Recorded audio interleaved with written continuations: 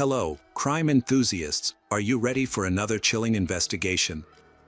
The case of Christina and Thompson Harris. Christina and Thompson and Jason Thomas Harris, both 40, had been married for 11 years by 2014. They got married in 2003, after dating for about 5 years. In 2009, Christina and Jason welcomed their first child, which brought significant changes to their lives. Despite the daily challenges and responsibilities, they were happy to be parents. Christina took care of the house and the children, while Jason worked at a plastics factory. As the children grew up, Christina was able to contribute financially to the family by working. However, in May 2014, she had to take maternity leave because she was expecting their second child in a few weeks. On September 29, 2014, Jason chatted with Christina while at work. Christina was suffering from a cold. She had a bad cough and was not sleeping well, but she reassured her husband that she was fine. A few hours later, Jason called his wife at home but received no response, which worried him. Unable to reach Christina, Jason asked a neighbor to check on her. He explained that Christina was sick and not answering the phone. The neighbor knocked on the front door but got no answer, so she called Christina's name. Receiving no response, she decided to try the door, found it unlocked, and entered the house. When she entered the bedroom, she found Christina lying on the bed and could not wake her. The neighbor called 911 and ran out of the house to call another neighbor, a nurse. The nurse checked Christina's pulse and confirmed that she had died. Thus, on September 29, 2014, 4 months after the birth of her second child, Christina was found dead at home. When the police arrived, Jason Harris was present. He told the police and paramedics that his wife had been sick but was alive when he left for work that morning. 2 days later, the medical examiner ruled that Christina died from an overdose of a controlled substance, a finding that shocked her family and friends. Most people who knew Christina, a mother of 2, including a newborn, believed that she had never used drugs.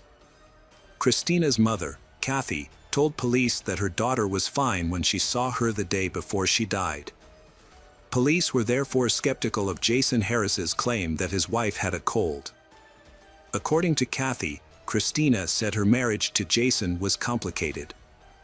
Jason was unhappy with the marriage but did not want a divorce because of concerns about child support and custody.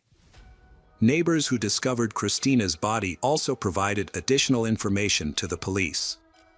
Jason reportedly told them that the night before Christina died, he had prepared cereal with milk for her, then Christina passed out and dropped the plate. Police realized that Christina's family and friends had a hard time accepting that she might be involved in drugs. Instead, police suspected that Jason Harris was involved in Christina's death. Christina's mother and sisters insisted that police test her breast milk. According to Kathy, the police ignored the request for 48 hours. However, thanks to the family's persistence, the police finally agreed to investigate. As a result, breast milk was used as evidence for the first time in Michigan history. As confirmed by Christina's family and friends, all drug tests at her workplace and at the hospital where she gave birth to her second child were negative. Her second child was only 4 months old when Christina died. Christina was breastfeeding, and Kathy confirmed that Christina was very careful about what she put into her body because she didn't want to affect her child. Christina often pumped breast milk while at work and stored it in the freezer. Some of the breast milk was left at Kathy's mother's house. They tested 3 bags of breast milk for possible drug residue. These bags were labeled with the date they were put in the freezer so Christina knew which bag to thaw first. Experts tested all the samples, including the ones frozen just before Christina died, and found no signs of drugs. This proves that Christina did not use the substance that killed her. Jason Harris's sister was the only one who suggested that Christina had used drugs, prompting investigators to focus more on Jason and treat Christina's death as a homicide. The investigation was slow, and it is unclear what would have happened if Christina's family had not been actively involved in the search for the truth. Kathy repeatedly reminded Davison police about her daughter's case in August 2016, nearly 2 years after Christina's death. Not seeing the enthusiasm and desire to solve her daughter's case in Davison, Kathy asked Davison police to turn the case over to the Michigan State Police, which had new investigators. From there, the story began to unravel. Police gathered a lot of information about Jason Harris, including how he acted before and after his wife's death. Jason had been having affairs with other women. Christina knew about this and confided in her family and co-workers that Jason had been texting other people while she was giving birth to their youngest child. Christina once told a co-worker that if she died, Jason would be the cause. When asked if she was serious, she said yes. Jason told his co-worker that he suspected the second child was not his biological child. He also complained that after the birth, Christina became depressed, often stayed in bed, and did not go to work. Jason often complained about Christina nagging him. A co-worker of Jason recalled that Jason may have told him that he wanted Christina dead. He described the relationship between Jason and Christina as toxic and recalled that they argued frequently. One of the most surprising and shocking things about this case is that Jason Harris did not hesitate to let everyone know that he wanted to get rid of his wife.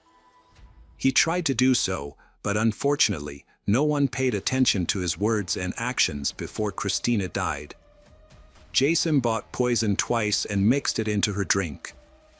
Both times, Christina felt that the taste was unusual and did not drink it. Jason then asked a co-worker to find him a poison that would not change the taste or smell of drinks or food. Jason said he wanted to knock Christina unconscious so she would not feel anything. When he shared with the co-worker that Christina would not drink water because it tasted strange, the co-worker refused to talk to him further. The co-worker testified that Jason had talked about wanting Christina to stop nagging and that the co-worker thought Jason was joking. Jason also told a co-worker that he had hired someone to kill Christina, but the person was arrested for another reason before the murder.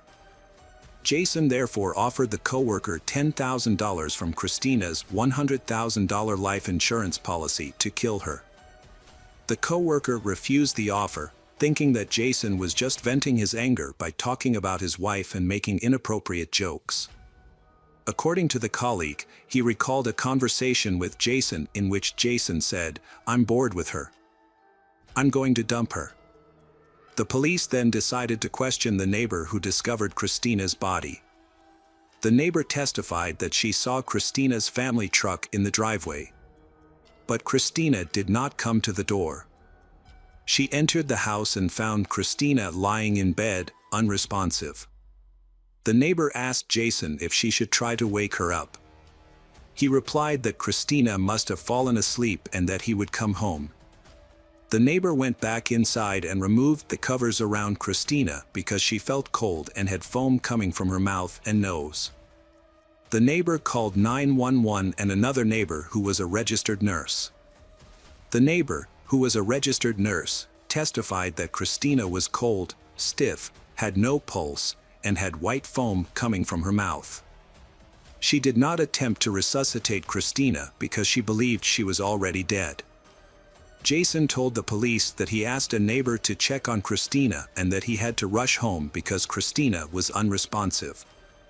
However, witnesses said Jason did not appear anxious or in a hurry. What raised suspicions about Jason was that morning, he called Christina's supervisor at work.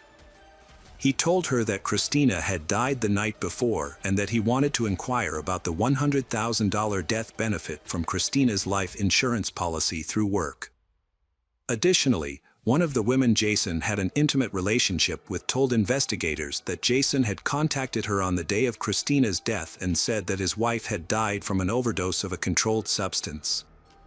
This suggests that he knew what caused Christina's death even before the medical examiner's report. That evening, the neighbor he had asked to check on Christina saw him in his driveway. She said that Jason told her that Christina was not the angel her parents thought she was and that their child would soon learn all the good and bad things about Christina. He said that Christina dropped her bowl of cereal, and he told her to go to bed.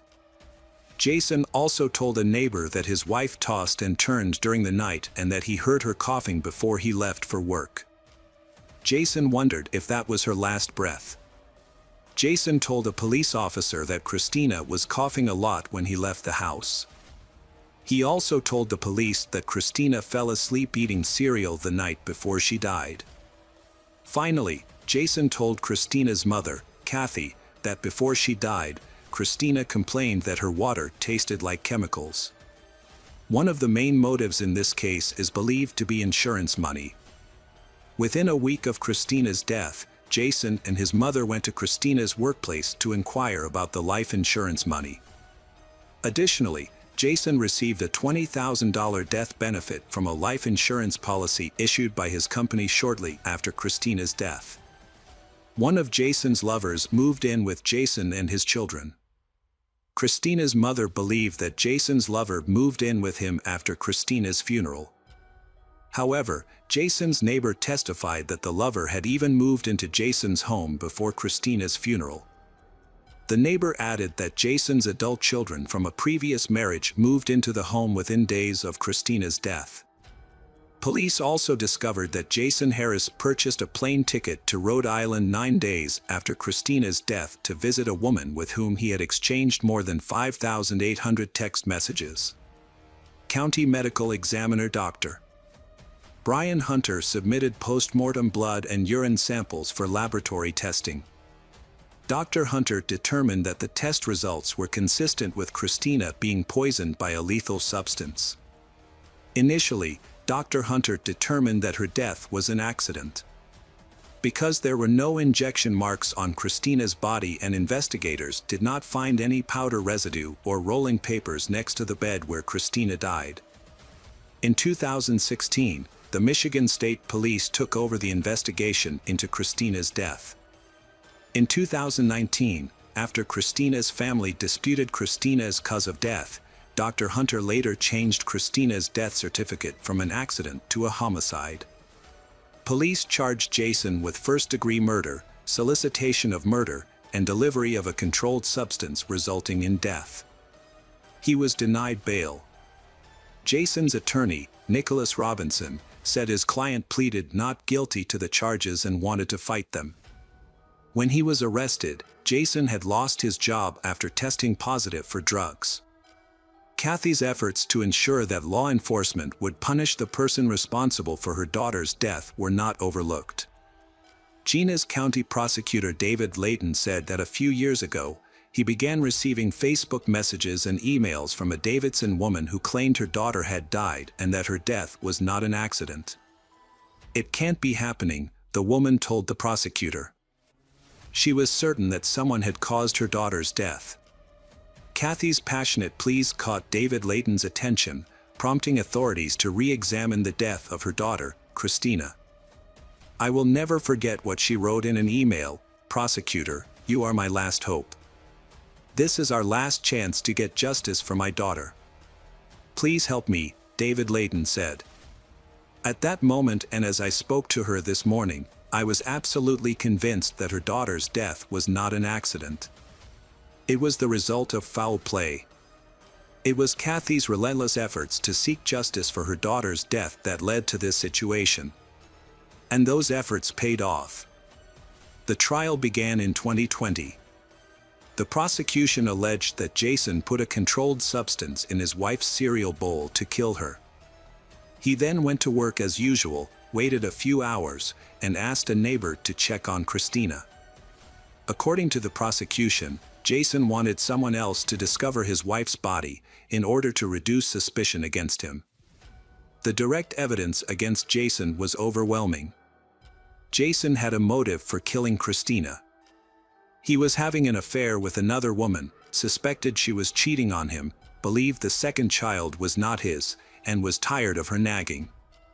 Jason did not want a divorce because he did not want to pay child support or lose custody of her. Before her death, Jason told a coworker that he wanted Christina dead. On the morning of her death, Jason called her company to inquire about a $100,000 life insurance policy, and in that call, he said Christina had died the night before. The jury heard clear evidence that Jason not only wanted Christina dead, but that he had tried to hire someone to kill her. He planned to do this and knew where to buy illegal drugs. In fact, he had purchased them on multiple occasions to give to Christina. At trial, multiple witnesses testified that Christina did not use drugs recreationally. Christina was very careful about what she consumed because she was breastfeeding. Furthermore, tests showed that her frozen breast milk contained no harmful substances. To support the theory that Jason had poisoned Christina's food, the prosecution presented toxicology reports. For example, Dr. Judge argued that Christina's death could have been caused by ingestion of some kind of poison. The prosecution ruled out injection because no traces of injection or needles were found at the scene. Dr. Judge also testified that inhalation was unlikely because no rolled-up dollar bills or snorting paper were found at the scene. The court gave Jason Harris a chance to speak, but he did not apologize or show remorse. Instead, he insisted that he was innocent. The judge said, "The jury did not believe your lies," ultimately exposing him as a selfish and deceitful murderer. On November 17, 2021, the jury found Jason Harris, 47, guilty on all charges. 3 weeks later, the court sentenced him to life in prison without parole. He has appealed the verdict, however. After the trial, Prosecutor David Layton expressed his condolences to Christina's family and friends, emphasizing that this was a tragic case. Layton went on to say, "While this case has many unique and media-driven details, the most important thing is the family's loss. I hope this verdict helps them find comfort in knowing that justice has been served." Jason requested a new trial on the grounds that his defense attorney did not do a good job. He introduced evidence in the form of his attorney's testimony, showing that his defense attorney failed to seek an independent expert opinion on the prosecution's evidence and failed to consult with an independent toxicologist. Jason's defense attorney explained this decision as part of a trial strategy because he had thoroughly questioned Dr. Hunter and was able to show the jury that Dr. Hunter had changed his opinion about the cause of death based on information from a related civil lawsuit. In February 2024, the Michigan Court of Appeals upheld Jason Harris's conviction. He remains in prison for life without the possibility of parole. Welcome back, detectives.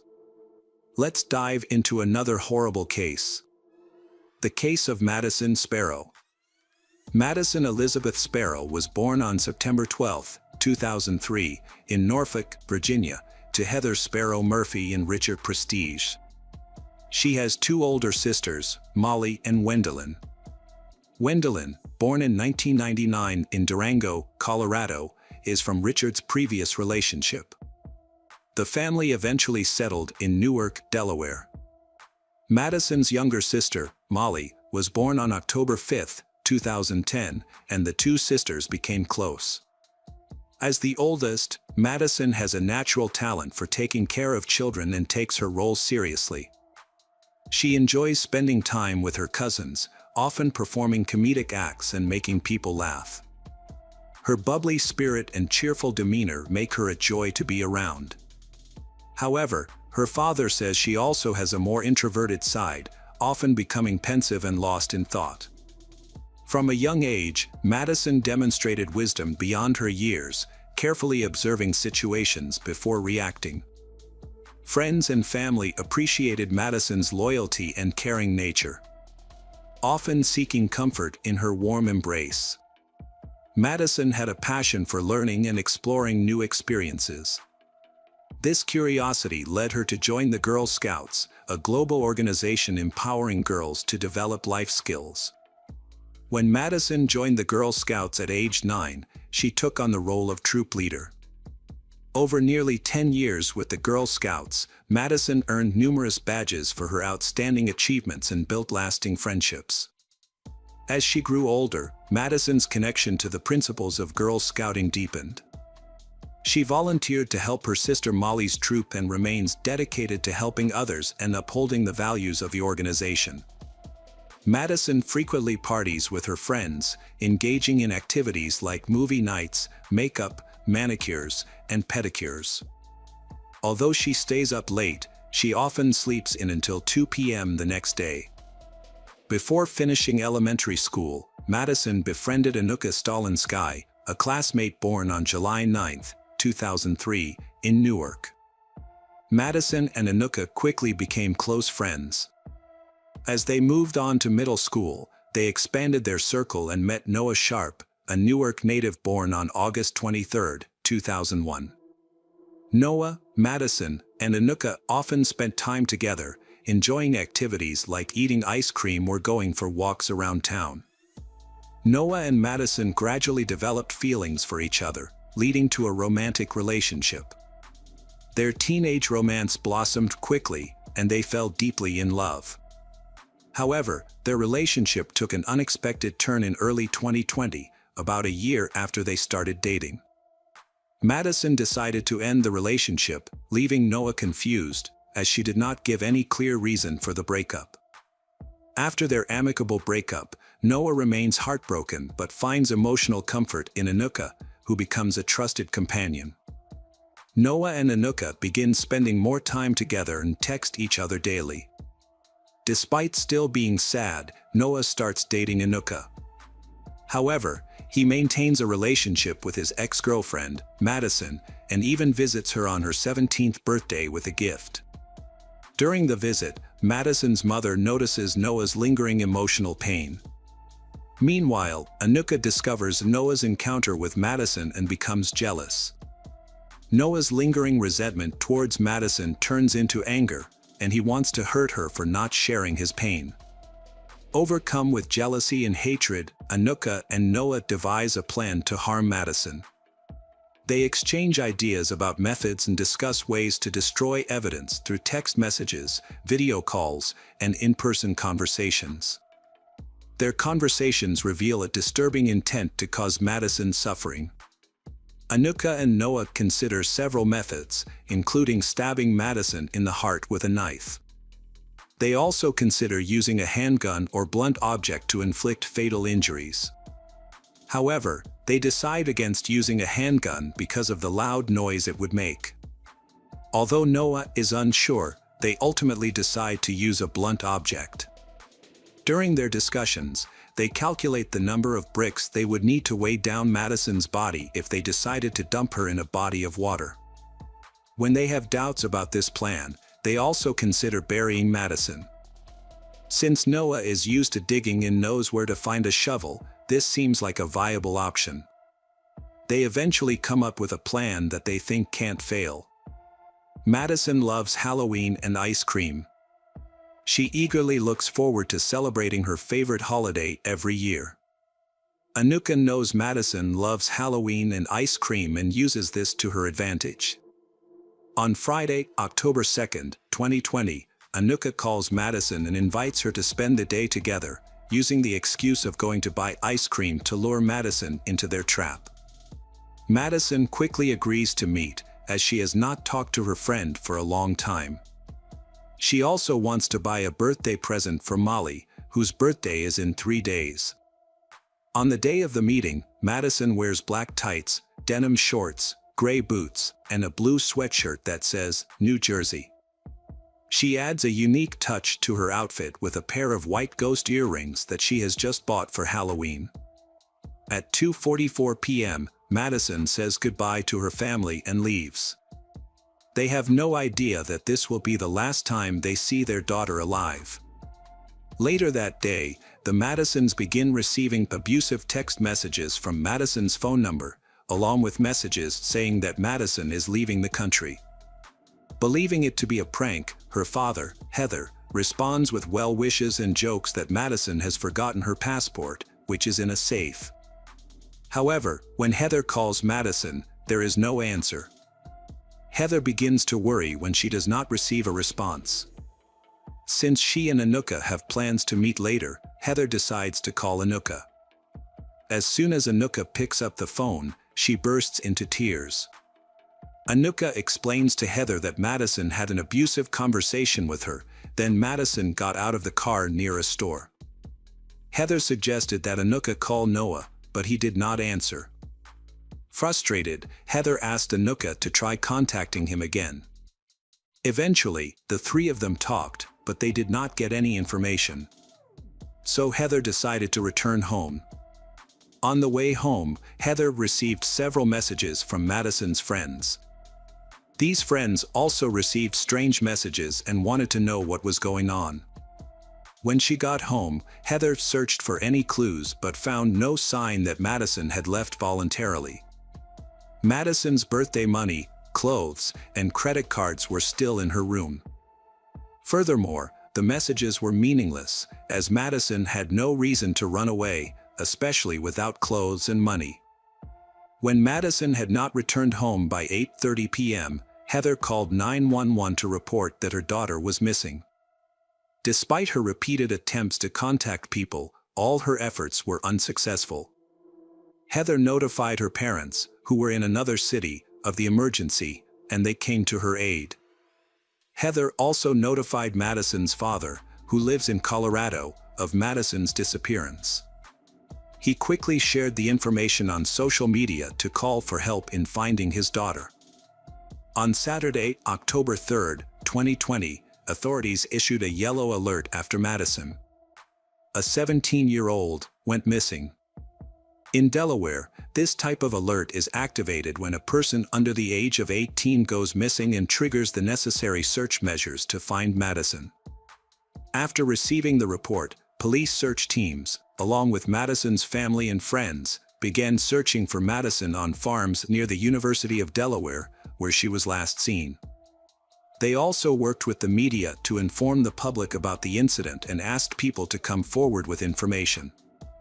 At the same time, the authorities also began questioning Madison's friends to gather information.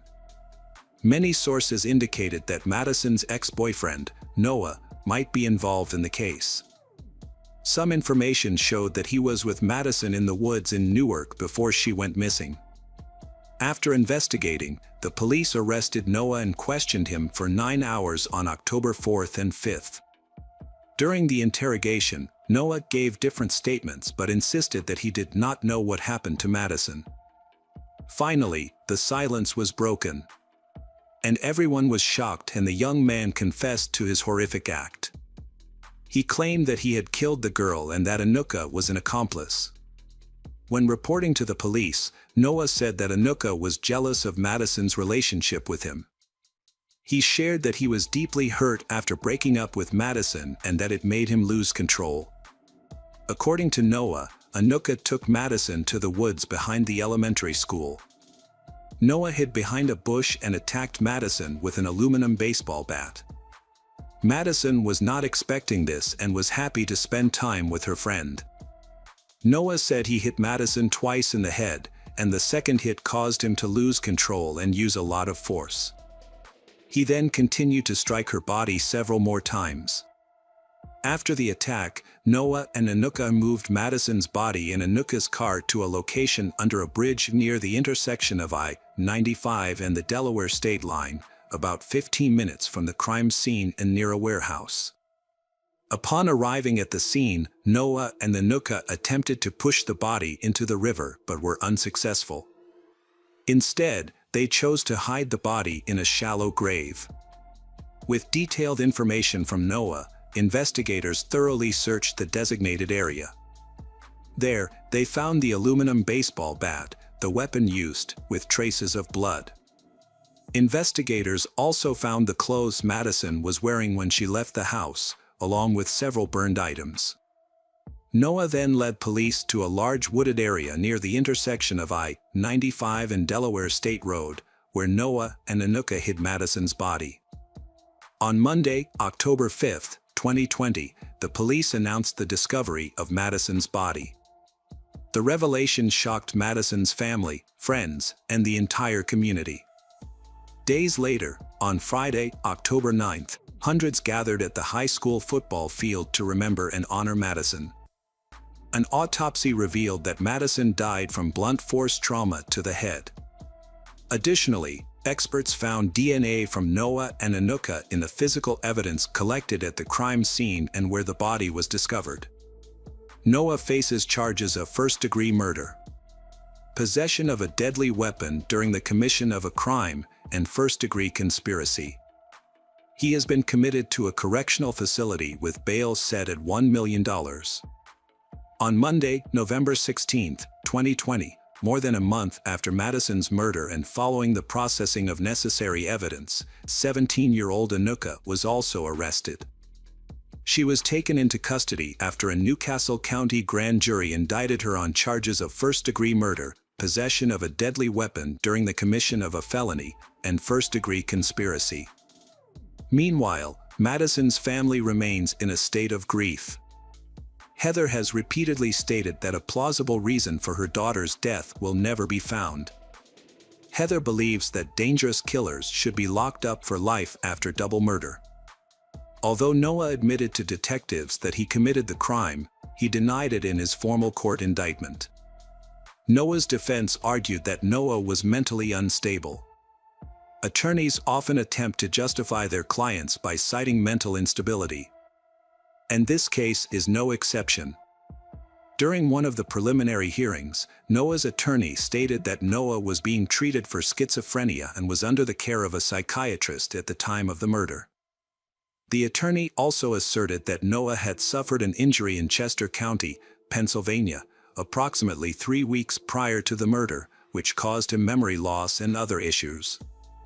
However, in May 2021, Anuka pleaded guilty to first-degree murder and first-degree conspiracy. Her attorneys reached a deal with prosecutors in which Anuka agreed to testify against Noah regarding his intention to end Madison's life. According to court documents, several individuals, including those close to Madison, informed the police about Noah's second personality, known as alter ego. However, prosecutors argued that Noah himself disseminated this information as part of a plan to justify his actions by proving he was mentally ill. He spread the rumors in advance, intending to use this information in court later. After 2 long years of waiting for justice, on October 20, 2022, the trial of the defendant began in Newcastle County. During the proceedings, approximately 30 witnesses were called, most by Deputy Attorney General Matt Foley. The Newcastle County courtroom played hours of video footage of Noah's interrogation by state police detectives.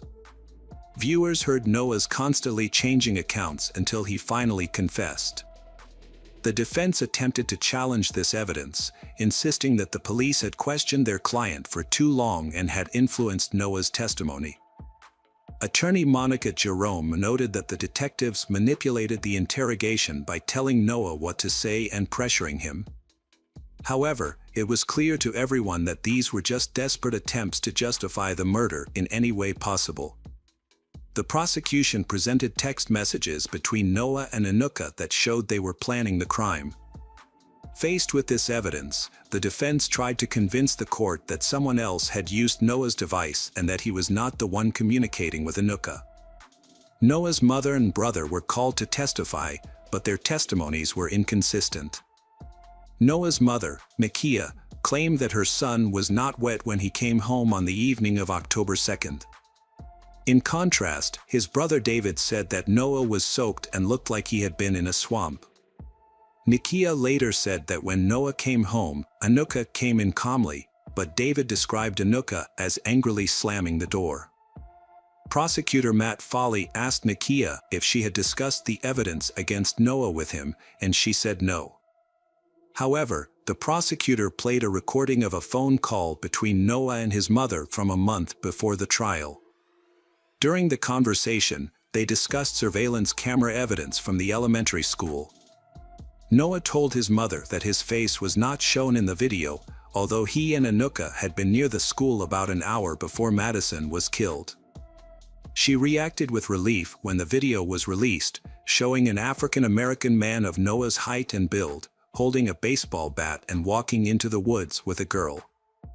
The defense also questioned the defendant's relatives about the head injury he allegedly suffered on September 13, 2020, and an unconfirmed fall from a bicycle accident hours before he was questioned by police on October 4.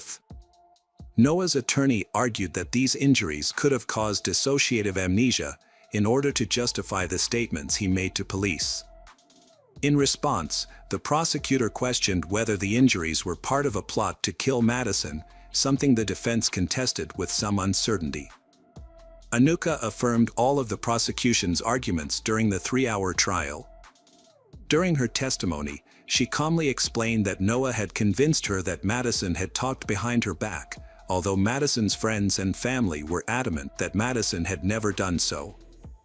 After 8 days of trial and more than 250 pieces of evidence presented by the prosecutor, the jury took just 3 hours to reach a verdict.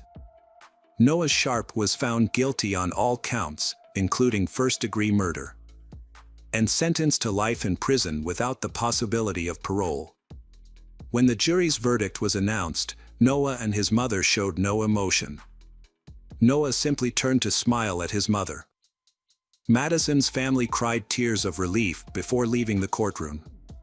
Heather, Madison's mother, echoed her daughter's words, "Choose the light, not the dark. Love conquers all." She also expressed gratitude to her friends and family. "This has been a 2-year process, and we couldn't have done it without their continued love and support. We also want to thank everyone, especially Newark Charter School, the Board of Trustees, and families who have supported the Love Wins 5K over the past 2 years, as well as the Madison Sparrow Memorial Scholarship to support future educators." Regarding Anuka, when Noah was found guilty, prosecutors said that under Delaware law, she faced life in prison with the possibility of parole after 30 years because she was a minor at the time of the crime. Welcome back, mystery lovers. Today's case is going to keep you on the edge of your seat. The case of Crystal Perry. Crystal Perry had been born on August 23, 1963, in Rumford, Maine, the youngest of 10 children. Her parents had faced significant difficulties providing for their large family, leading Crystal and her siblings to grow up independent. Crystal and her siblings had always wanted to build their own lives as soon as possible. They eventually moved to different cities and states in search of new opportunities. Crystal had met her future husband Tom in high school. Crystal and Tom married and initially moved to California, but Crystal soon discovered that life in the city was not right for her. After a year and a half, they decided to return to Maine, settling in the small town of Bridgeton, about an hour from Crystal's hometown of Rumford. Crystal found a job at a local shoe store, while Tom worked various odd jobs. Crystal and Tom's lives took a new turn when Crystal became pregnant and they welcomed daughter Sarah. Although Tom was initially excited to become a father, Sarah's arrival complicated Tom's relationship with Crystal.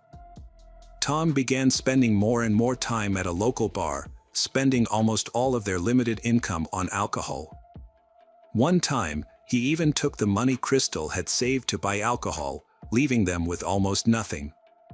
As Tom's drinking habits worsened, the family did not have enough money for basic needs, including food. Finally, Crystal decided to file for divorce. After the divorce, Tom occasionally saw Sarah, but he was largely absent from her life. The situation got worse when Tom got a new girlfriend and she started harassing Crystal. This girlfriend would call Crystal, make threats, come to her house, and cause provocations, all because she was upset with Crystal's past relationship with Tom. Crystal's fears for Sarah's safety grew and she became hesitant to let her daughter visit Tom, worried that Tom's new girlfriend might actually harm Sarah. Crystal moved in with her mother and worked hard to save enough money to buy her own house. After years of saving, she bought a small house near a peaceful lake on the outskirts of Bridgeton. Crystal was excited to provide a stable and loving environment for her daughter, Sarah. Crystal prioritized giving Sarah the attention and love she deserved. In their free time, Crystal and Sarah enjoyed spending quality time together, often watching movies or chatting with each other. One day was like any other day. Crystal went to work, and Sarah went to school. They had their usual dinner together, and Crystal carried Sarah to bed. However, a few hours later, Sarah's peaceful night was broken by a loud scream that startled her.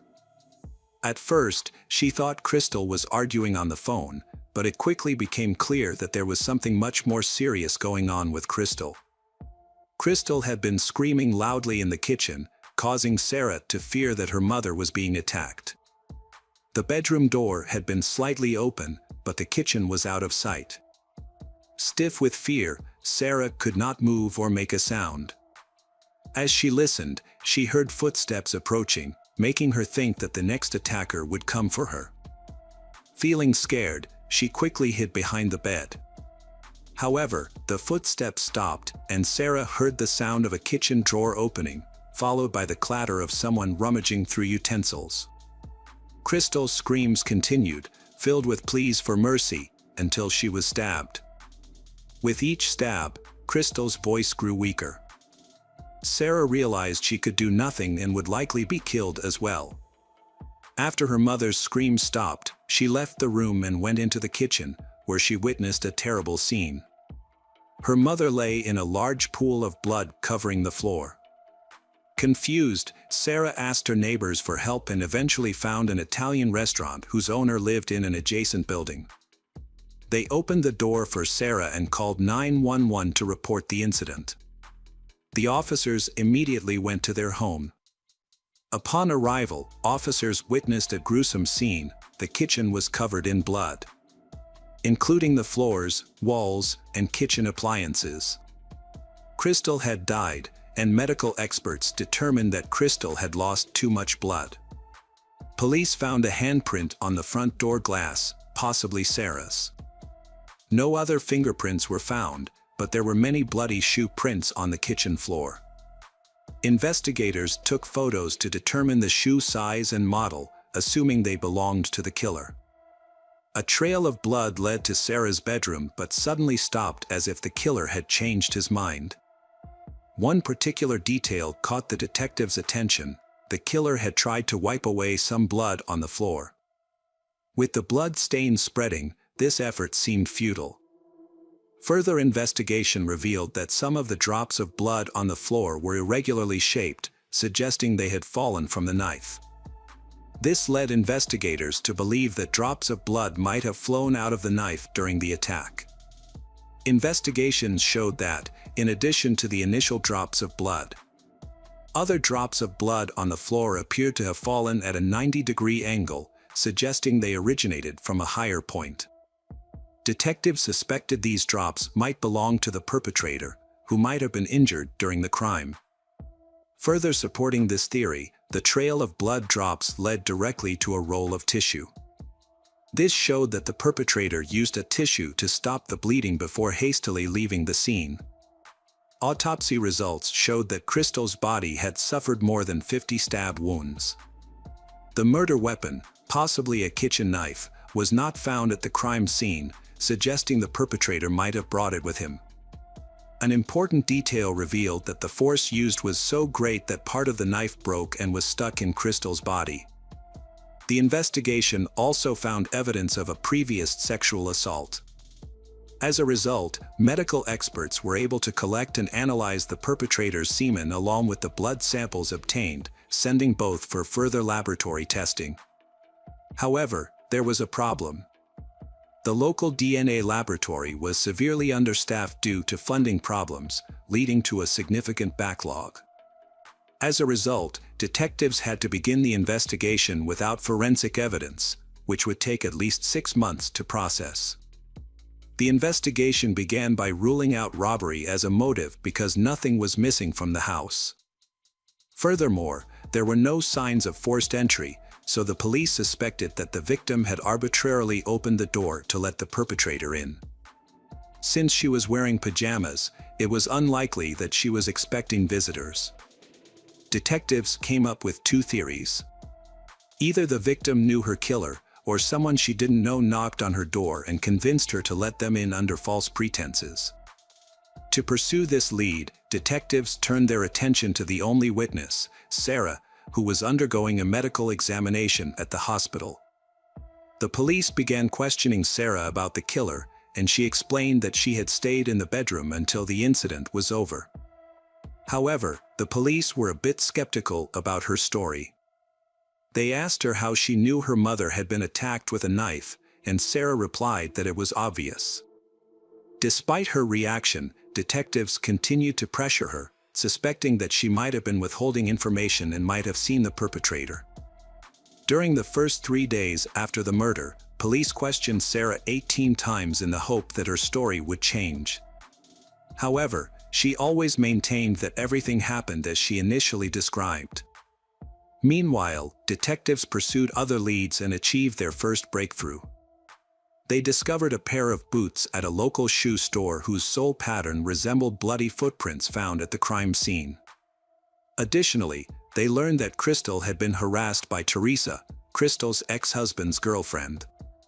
Despite evidence that the killer was a man, the police decided to investigate Teresa, considering her history of threatening to kill Crystal.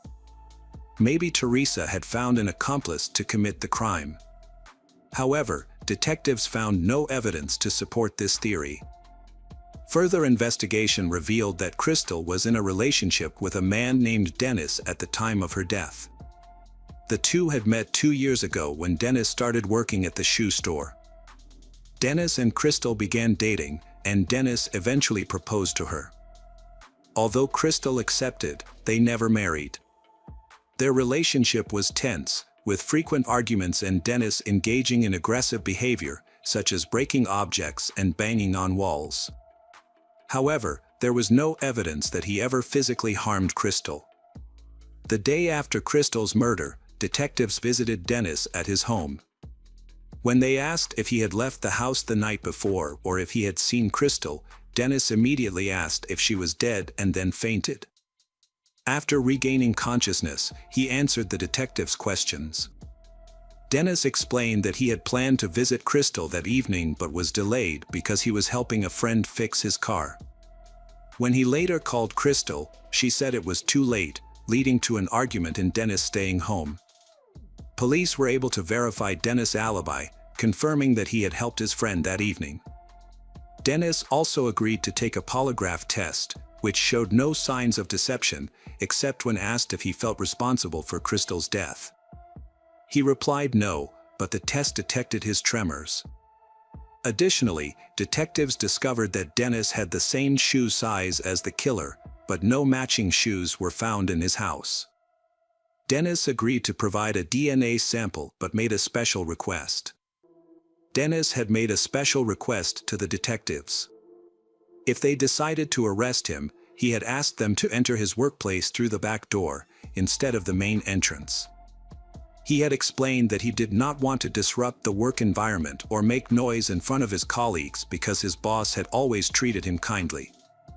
However, because he had continued to claim innocence, this request had raised suspicions. The police investigation had led to another important discovery.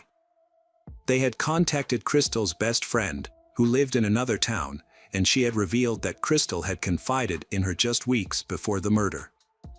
Crystal had expressed her fear towards Dennis, saying their arguments had escalated and had become more and more heated. Dennis' behavior had also become more and more aggressive, causing Crystal to consider ending their relationship. However, she had hesitated to do so because she was afraid of his reaction. Detectives had also interviewed one of Crystal's co-workers, but she had not provided any useful information during their conversation. However, as soon as the police had left, Dennis had gone to the person's workplace and had begun asking about her conversation with the detectives. The police investigation had continued despite the lack of evidence against the initial suspect, as DNA test results would have taken several months to process. Meanwhile, they had pursued other leads. A strange tip had led them to a local man named Donnie, who had allegedly bragged about killing Crystal while drunk at a party. However, when questioned, Donnie had claimed to have no memory of the party and had denied any involvement in the murder. The police investigation into Crystal's murder had had difficulty finding any concrete clues. In an effort to uncover new information, Crystal's family had offered a $10,000 reward and had distributed flyers around town. However, Teresa, Crystal's ex-husband's girlfriend, had been seen repeatedly tearing up these flyers, raising suspicions. The ex-husband, Tom, had been thoroughly investigated but had eventually been ruled out as a suspect due to his severe alcoholism. His heavy daily drinking had made it unlikely he would commit a crime, and he had had no clear motive. Police had also investigated two other men Crystal had dated after her divorce but had found no evidence linking them to the crime. All three men, including Tom, had provided DNA samples to be sent to a laboratory for analysis. 9 months after the murder, the lab results had finally come in, but they hadn't matched any of the suspects, including Dennis. This had left detectives with no new leads. They had asked to take Dennis's DNA sample again for further testing, but the results had still been the same. The investigation into Crystal's murder had hit a dead end, causing detectives to reinvestigate their only witness, Sarah. They had suspected that Sarah might be hiding information or that a traumatic experience had caused her to repress memories of the killer. To question her further, police had gone to Texas, where Sarah was living with her aunt. A polygraph test had been administered to Sarah, but the results hadn't shown any deception. Despite this, investigators had continued to question her for days, asking the same questions over and over again. However, Sarah had always maintained that she had not seen the killer. The case had remained unsolved for several years. Police had continued to interview potential suspects and follow up on leads. But to no avail. The breakthrough had come in the late 1990s with the introduction of the FBI's DNA database. Investigators had uploaded the killer's DNA sample, but unfortunately, no matches had been found. The detective asked Sarah to work with a psychologist to try to recall any repressed memories of the crime. Even though Sarah agreed, the psychologist ultimately concluded that she really didn't remember anything and was telling the truth about not seeing the killer. The case remained unsolved for many years. Detectives continued to investigate but found no new leads. This changed in 2006 when a surprising development occurred. A DNA sample was entered into the FBI database and it matched blood and semen left at the crime scene where Crystal was killed. The DNA belonged to a man named Michael Hutchinson, who was never suspected in the case. Detectives discovered that in 2003, Hutchinson was arrested for assault and threatening with a weapon, resulting in a sentence of 6 months in prison and 3 years of probation. During his arrest, a DNA sample was collected, but it was not uploaded to the FBI database at the time. It was instead stored in a laboratory. 3 years after the initial DNA sample was taken, Michael was arrested for drunk driving with his children. He was released on bail but failed to appear in court, leading to jail time. Ironically, Michael was arrested on the day of the wedding and put in a prison cell. His DNA sample was retrieved and quickly uploaded to the database. The detective contacted Sarah, informing her of the development but asked her to keep the information confidential until formal charges were filed. When asked if she knew the suspect, Sarah replied that she did not. Given that Michael was already in custody, the detective carefully built the case to prevent any possibility of him evading punishment. Further investigation revealed that at the time of the murder, Michael lived in Bridgeton, just 2 miles from Crystal's residence.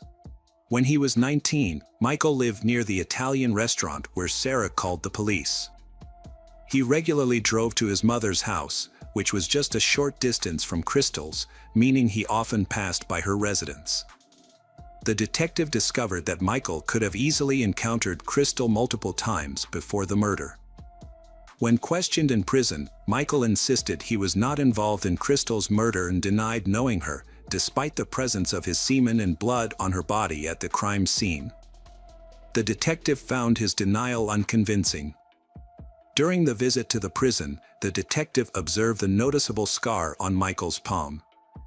This was very significant because it was likely that Crystal's killer injured his hand during the crime. While this alone would not have been enough evidence in court, combined with DNA evidence, it contributed to Michael's eventual murder charge. According to the prosecution, Michael, an illegal drug user, saw Crystal as he passed her house on the night of the murder. He decided to assault her, leading to her death. While Michael refused to confess, the available evidence clearly showed that he was responsible for the assault and murder of Crystal. During the trial, an explanation was found for the murderer's lack of fingerprints at the crime scene. It turned out that Michael's job as a bricklayer was the reason. Over time, the constant wear and tear on his hands had erased the patterns on his palms, making it impossible for him to leave fingerprints. Michael presented testimony about his timeline to defend himself. He claimed he had met Crystal at a bar and they had returned to her place to have consensual sex. However, his story became suspicious when he described a strange man wearing a black motorcycle jacket breaking into the house, knocking him unconscious, and killing Crystal. When Michael regained consciousness, he allegedly tried to fight off the attacker but had injured his hand. The attacker then fled, and Michael also left the crime scene without a reasonable explanation. Michael's story was very unconvincing. The investigation revealed that the only shoe prints at the scene had belonged to Michael. If his story was true, the intruder would have had to take off his shoes before entering the house, which still wouldn't have explained the lack of other marks on the floor. Furthermore, no witnesses had come forward to confirm that Crystal had been at the bar with Michael. The trial ended on April 9, 2007, with Michael being unanimously found guilty. As a result, he received a life sentence without the possibility of parole and remained incarcerated. Sarah's life was deeply affected by her mother's death, but she found the strength to move forward with time. She pursued further education, became a writer, and wrote a book about her mother's murder. Welcome back, mystery lovers. Today's case is going to keep you on the edge of your seat. The case of Lisa Valdez. Lisa Valdez was born on September 6, 1961, in San Francisco, California. She grew up with her mother and brother. Lisa and her mother had an exceptionally close relationship, rarely arguing. As a teenager, Lisa developed a passion for dance and an interest in modern technology. She was an early adopter of emerging technologies, including email, which was still a novelty at the time. This interest in technology would later shape her career path. After graduating from college, Lisa found a job as a software analyst in San Francisco. Her mother then used her savings to buy Lisa an apartment in a desirable neighborhood.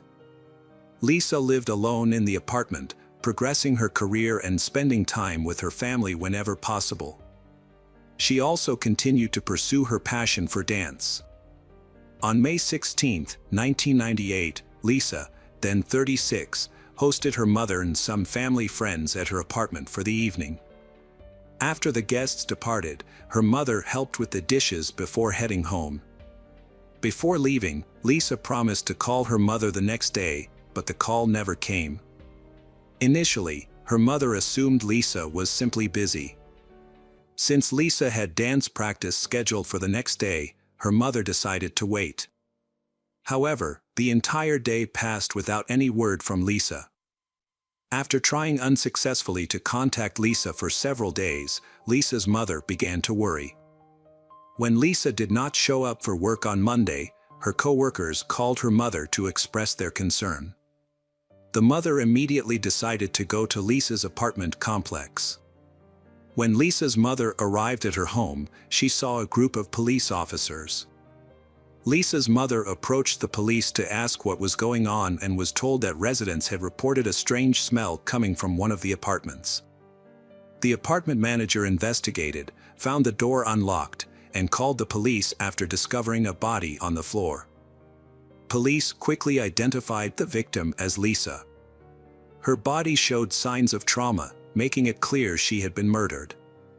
The advanced state of decomposition suggested that Lisa had been dead for several days. The police suspected that Lisa had been assaulted due to the presence of her underwear next to her body. The crime scene was marked by extensive blood stains on the floor and bed, with the TV and air conditioner still on. However, the disarray of the apartment was later found to be consistent with Lisa's usual living habits.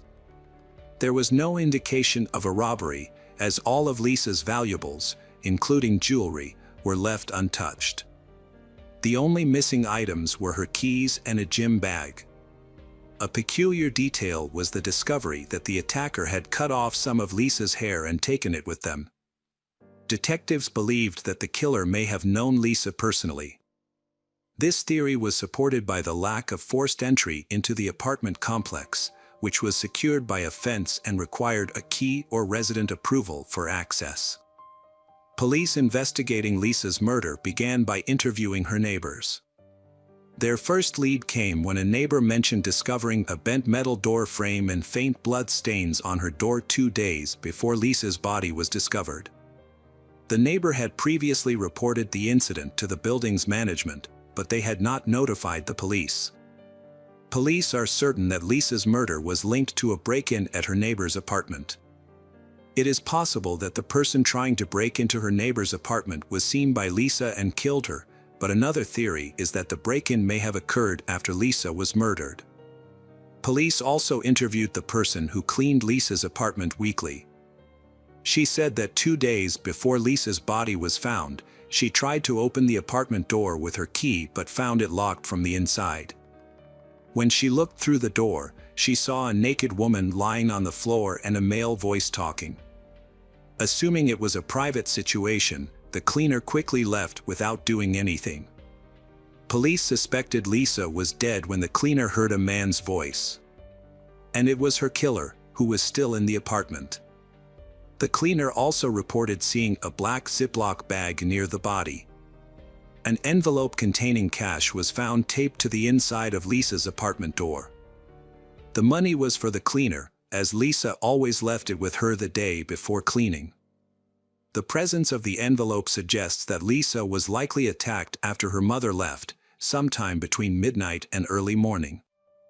Neighbors who lived downstairs reported hearing a loud noise coming from upstairs on the night of the attack, followed by someone coming down the stairs. Although they did not see who it was, the neighbors' accounts provided a timeline of events. Police continued to search Lisa's apartment for clues while medical professionals examined her body. Forensic analysis revealed that a fingerprint on the toilet seat did not belong to Lisa. In an attempt to identify the fingerprint, the police collected fingerprints from all of Lisa's friends and family members, but none of them matched the mystery fingerprint. Detectives therefore suspected that the mystery fingerprint might belong to Lisa's killer. Medical examiners released their report, shedding new light on the case. Lisa's body showed more than 20 stab wounds, but the advanced decomposition made it difficult to determine if she had been sexually assaulted. The medical team also discovered skin particles under Lisa's nails, which were likely to have come from her attacker, and sent them to the lab for analysis. One of the pillowcases showed multiple blood stains, which upon analysis were found to be a mixture of Lisa's blood and another person's. The police sent the blood stains to the laboratory for further testing.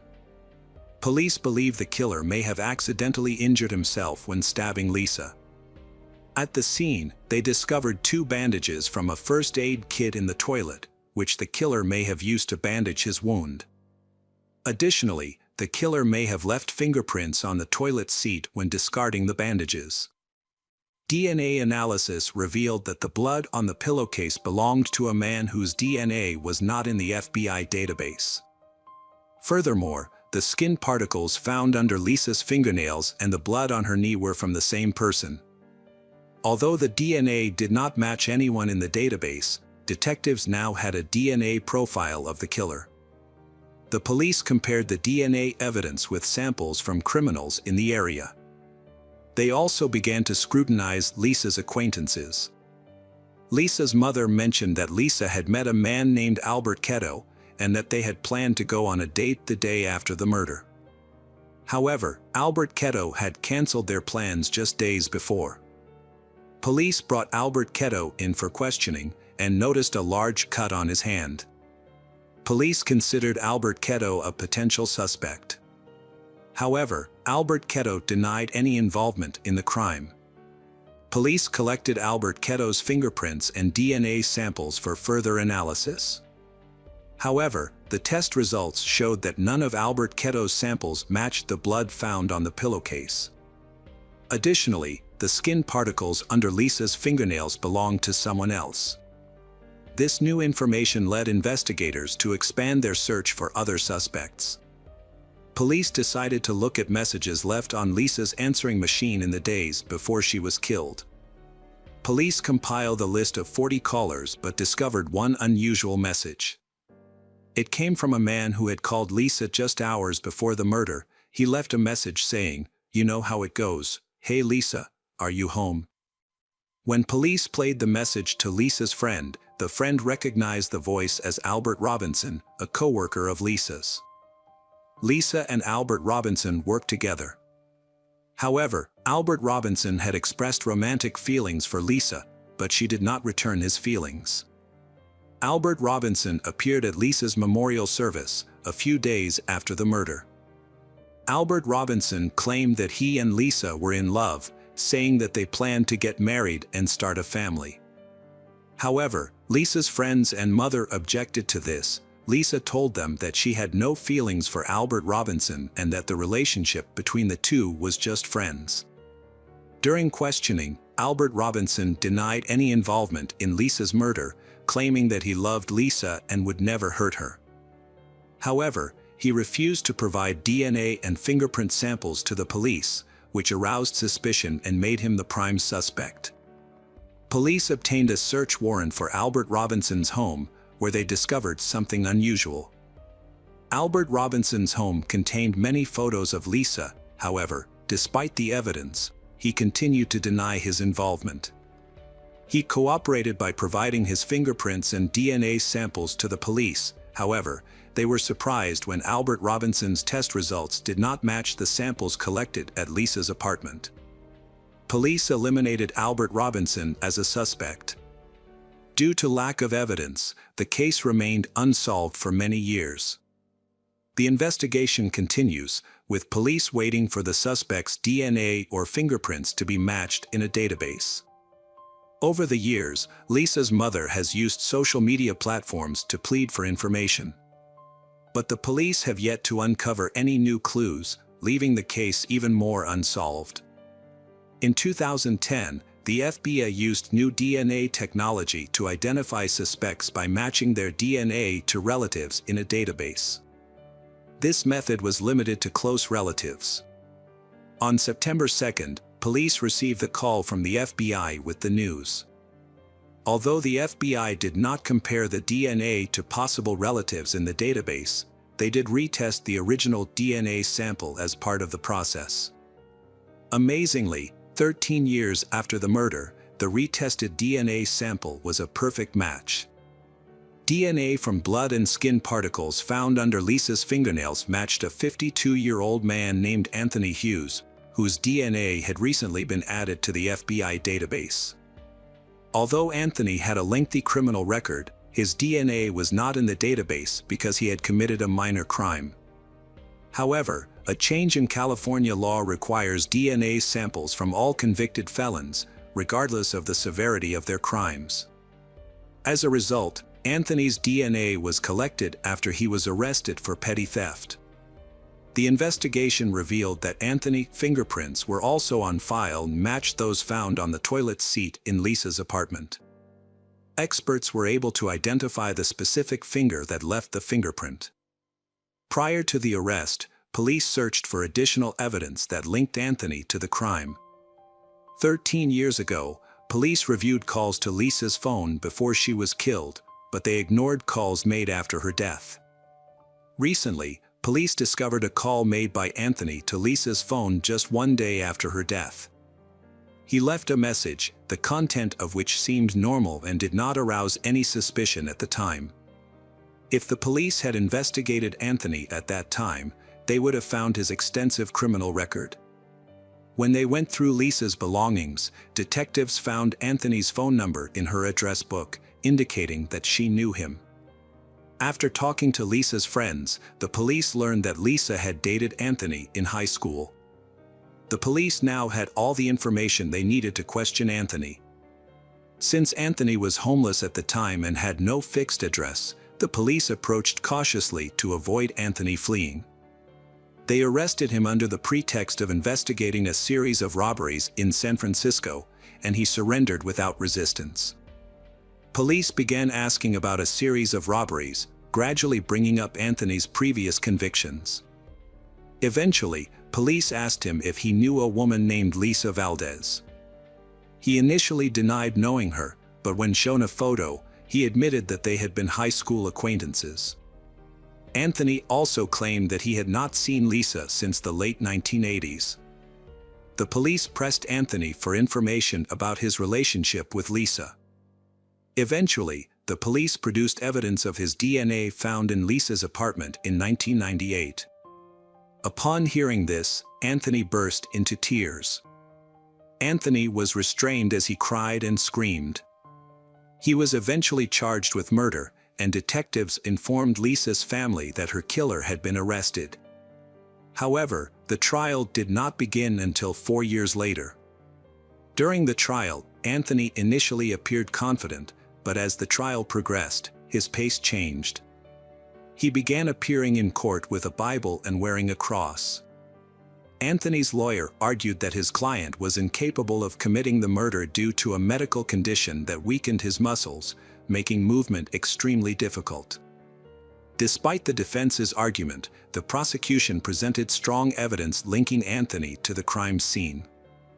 This included his skin cells found under the Lisa's fingernails, his blood on a pillowcase, and his fingerprint on the toilet seat. Anthony maintained his innocence, claiming he had not seen the Lisa since the late 1980s. The prosecution, on the other hand, proposed a different scenario. They believed Anthony had contacted the Lisa, visited her home, and attempted to engage in intimate relations with her. When she refused, he became enraged and killed her. As part of the crime, he cut off a portion of her hair and took it with him before fleeing the scene. Ultimately, the jury delivered a unanimous verdict, finding Anthony guilty of first-degree murder. However, the prosecution faced challenges in securing a conviction for sexual assault due to the advanced state of the Lisa's decomposition, which made it difficult to gather sufficient evidence. The charges were reduced from first-degree murder to second-degree murder, which carries a lighter sentence. Anthony was sentenced to life in prison with the possibility of parole after 16 years. Anthony has been in prison since then and continues to maintain his innocence. Anthony will be eligible for parole in 2031 at age 72. However, Anthony's chances of being paroled are slim, as parole boards typically view refusal to plead guilty as a lack of remorse. Hi everyone, thanks for returning. Let's unravel another perplexing mystery. The case of Jessica Dishon. Jessica Dishon was born on May 2, 1982, in the small town of Shepherdsville, Kentucky. As the eldest of 3 children, Jessica took on significant responsibilities from a young age, helping her parents care for her 2 younger brothers while they worked. At age 15, Jessica started working part-time at a restaurant to save money to buy her first car, a red Pontiac. A few years later, she bought the car she wanted. Despite her job, Jessica excelled in school and began planning to attend college, where she hoped to study accounting. In the fall of 1999, 17-year-old Jessica was about to start her senior year of high school. She had also started dating a boy, which made her very happy. On the morning of Friday, September 10th, Jessica's parents went to work, and her younger brothers caught the bus to school. However, Jessica did not leave for school as planned. Later that day, around noon, Jessica's mother returned home from work and noticed something unusual. Jessica's car was still parked in front of the house. The mother went to Jessica's room, thinking that maybe she had overslept and missed school. But Jessica was not in her bedroom. The mother then considered the possibility that Jessica might have gotten a ride to school from her father, so she called him to ask. However, he told her that he had gone to work alone that morning. Jessica's mother suspected something was wrong with her car, so she took out a spare key to try to start the car. When she approached the car, the driver's door was slightly open, and Jessica's cell phone was lying on the seat with the numbers 9 and 1 displayed on the screen, indicating that she had tried to call 911. Jessica's shoes and keys were found under the front seat, while her textbooks, work clothes, and purse were in the back seat. Jessica's mother was worried about Jessica's safety. It was obvious that she had tried to call for help but was unsuccessful. Furthermore, Jessica could not leave her belongings in the car and leave. Jessica's parents contacted her school, learning that Jessica had not come to class that day. When Jessica's best friend at work called her parents a few hours later, saying that Jessica had not come to work, they became even more worried about Jessica. Jessica's parents immediately contacted the police, but the sheriff downplayed the situation, suggesting that Jessica might have wandered off and would return home on her own. Despite Jessica's parents' pleas, the sheriff refused to open an investigation. Undeterred, Jessica's parents contacted relatives, friends, and acquaintances, but no one had any information about Jessica's whereabouts. They then searched the entire town, scouring the area, but there was no sign of her. The next morning, Jessica's parents returned to the sheriff's office to report that she had not returned home. The sheriff sent 2 officers to check Jessica's car. However, the officers searched the car without wearing gloves, potentially destroying evidence.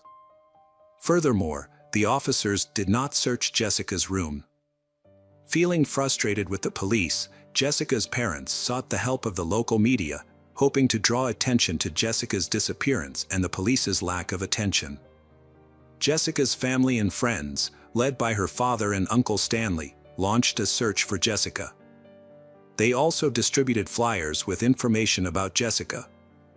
Fearing the worst, they focused their search on an area near a river, which was known to be a crime hub. For hours, Jessica's family members thoroughly searched the challenging terrain near the river but couldn't find any sign of Jessica. The next morning, Jessica's parents were at home and their son was playing in the yard. Suddenly, he rushed inside, saying he had heard a faint cry for help that sounded exactly like his sister's voice. Jessica's father immediately grabbed his gun and ran outside to find the source of the screams. At the same time, his brother arrived and joined the search. They quickly noticed smoke coming from the property of their neighbor, 40-year-old David Brooks. As they approached, they saw Brooks undressing on his property. Jessica's father asked Brooks for permission to search his farm, but Brooks refused and told them to leave. This was not the only unusual behavior Brooks displayed. Before Jessica's disappearance, the 2 families had a normal relationship. However, soon after, he would drive slowly past their house, staring at them with an ominous smile. After seeing Brooks burning clothes on their property, Jessica's parents went back to the police, shared their concerns and asked them to come and meet Brooks with the dogs. The police agreed. The dogs were given some of Jessica's clothes to track her scent. They led the police to Brooks's fire pit, but no significant evidence was found. However, the dogs did find black gloves in one of Brooks's sheds that smelled like decomposition. During the search, no concrete evidence was found. Frustrated with the police, Jessica's father contacted the FBI for help. The FBI usually does not get involved in missing persons cases based on the family's request, but this time they decided to investigate immediately. After Jessica's parents presented the case and the family's findings, the FBI opened a full-scale investigation. The FBI proceeded to collect fingerprints from Jessica's room and her car, confiscating all potential evidence for further analysis. Additionally, investigators conducted a comprehensive search of the area using helicopters and volunteers. They thoroughly examined the pond near Jessica's home. The FBI searched Brooks' farm and found a printed photo of Jessica. This discovery led the FBI to strongly suspect Brooks' involvement in her disappearance. They also suspected his 35-year-old brother, Joseph, although despite a thorough search, the FBI found no evidence. Due to lack of incriminating evidence, the investigation focused on searching the surrounding area. 17 days after Jessica went missing, police received a call on September 27th. A woman was driving along a road near the river. Noticing something unusual near a tree, the woman stopped to check and was horrified to see a body. She called the police immediately. When FBI agents arrived, they discovered the body of a young woman who had suffered severe trauma. She was missing several fingers and toes. A rope tied around her legs showed traces of red and silver paint. Additionally, some of her clothing was missing, suggesting that she may have been sexually assaulted, leading the FBI to develop disturbing theories about the murder. Medical experts later confirmed the identity and determined that Jessica had been strangled. Her body also showed extensive bruising. Her limbs and fingers had been separated after death, suggesting that she was still alive when this happened. However, the most disturbing fact was that Jessica had survived for approximately 3 days after she went missing. This meant that the police had the opportunity to rescue her. But unfortunately, they did not take any action to do so. After the body was discovered, the FBI re-interviewed Brooks, who changed his story. He initially said he had seen Jessica near her home, but later said he had not seen her. His alibi was disputed by his wife, and he failed a polygraph test, prompting the FBI to arrest him and proceed to trial. The FBI said the likelihood of a conviction was low due to a lack of concrete evidence. While they had some troubling clues that pointed to his involvement, they were circumstantial and inconclusive. As the trial progressed, detectives continued to search for additional evidence. During a re-examination of Brooks' car, they found a rope similar to the one used to tie Jessica up. However, analysis showed no DNA on the rope. Brooks' trial began in January 2003. His attorney maintained his innocence, citing a lack of evidence. During the trial, it was revealed that investigators had found the victim's missing limbs but had not properly preserved them, causing them to decompose and lose potential evidence. The remaining circumstantial evidence was insufficient to convict, and the jury was unable to reach a unanimous decision, resulting in Brooks' acquittal. Under state law, he could only be brought back if new evidence was discovered. Jessica's parents were devastated by the outcome. The parents also felt that if the police had done their job properly, Jessica might still be alive. Over time, the case went cold and was largely abandoned, leaving the family without closure. In 2012, a new detective, Lynn Hunt, joined the local police department and was tasked with reviewing unsolved cases. Lynn Hunt began by examining the murder case of Jessica. However, she was shocked to find that the original investigation was poorly handled, with case files containing errors and lacking key information from interviews with relevant parties. The evidence was also not properly documented, forcing Lynn Hunt to start the investigation from scratch 13 years after the crime. Hunt met with Jessica's family and obtained a box of her belongings that had been kept in her car at the time of the murder. One of her brothers, now an adult, had kept the box since the police returned the items to the family. Lynn Hunt was again disappointed by the careless handling of the evidence, as it had not been stored according to protocol.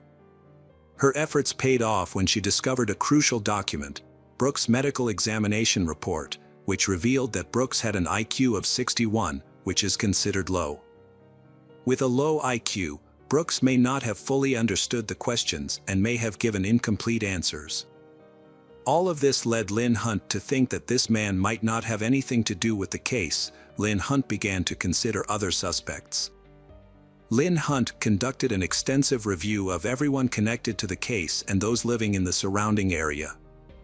This investigation continued until September 2014, nearly 15 years after Jessica's death.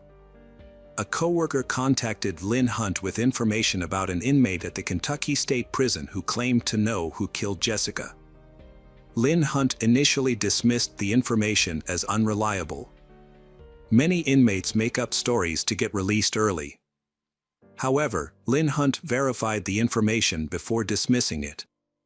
Lynn Hunt visited the prison and met a man who told her that he had previously shared a cell with another inmate. During conversations, the inmate revealed to him that he was responsible for the murder of Jessica Dishon. The informant revealed that Stanley Dishon, Jessica Dishon's uncle, had a dark secret. According to the informant, Stanley confessed to years of sexual abuse of Jessica while they lived under the same roof.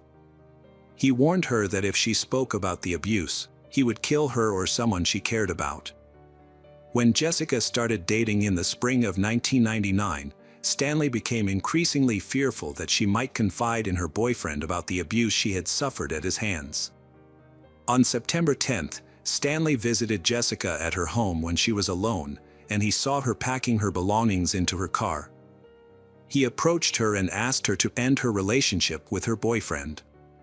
However, Jessica refused, threatening to expose Stanley's actions if he did not leave her alone. As Stanley threatened her, causing Jessica to reach for the phone to call 911. Stanley tried to grab her, but she broke free and ran back to her room. Stanley followed her into her room, striking her before binding her with her own sheets. Stanley then dragged her to an abandoned shed not far from where her body would later be discovered.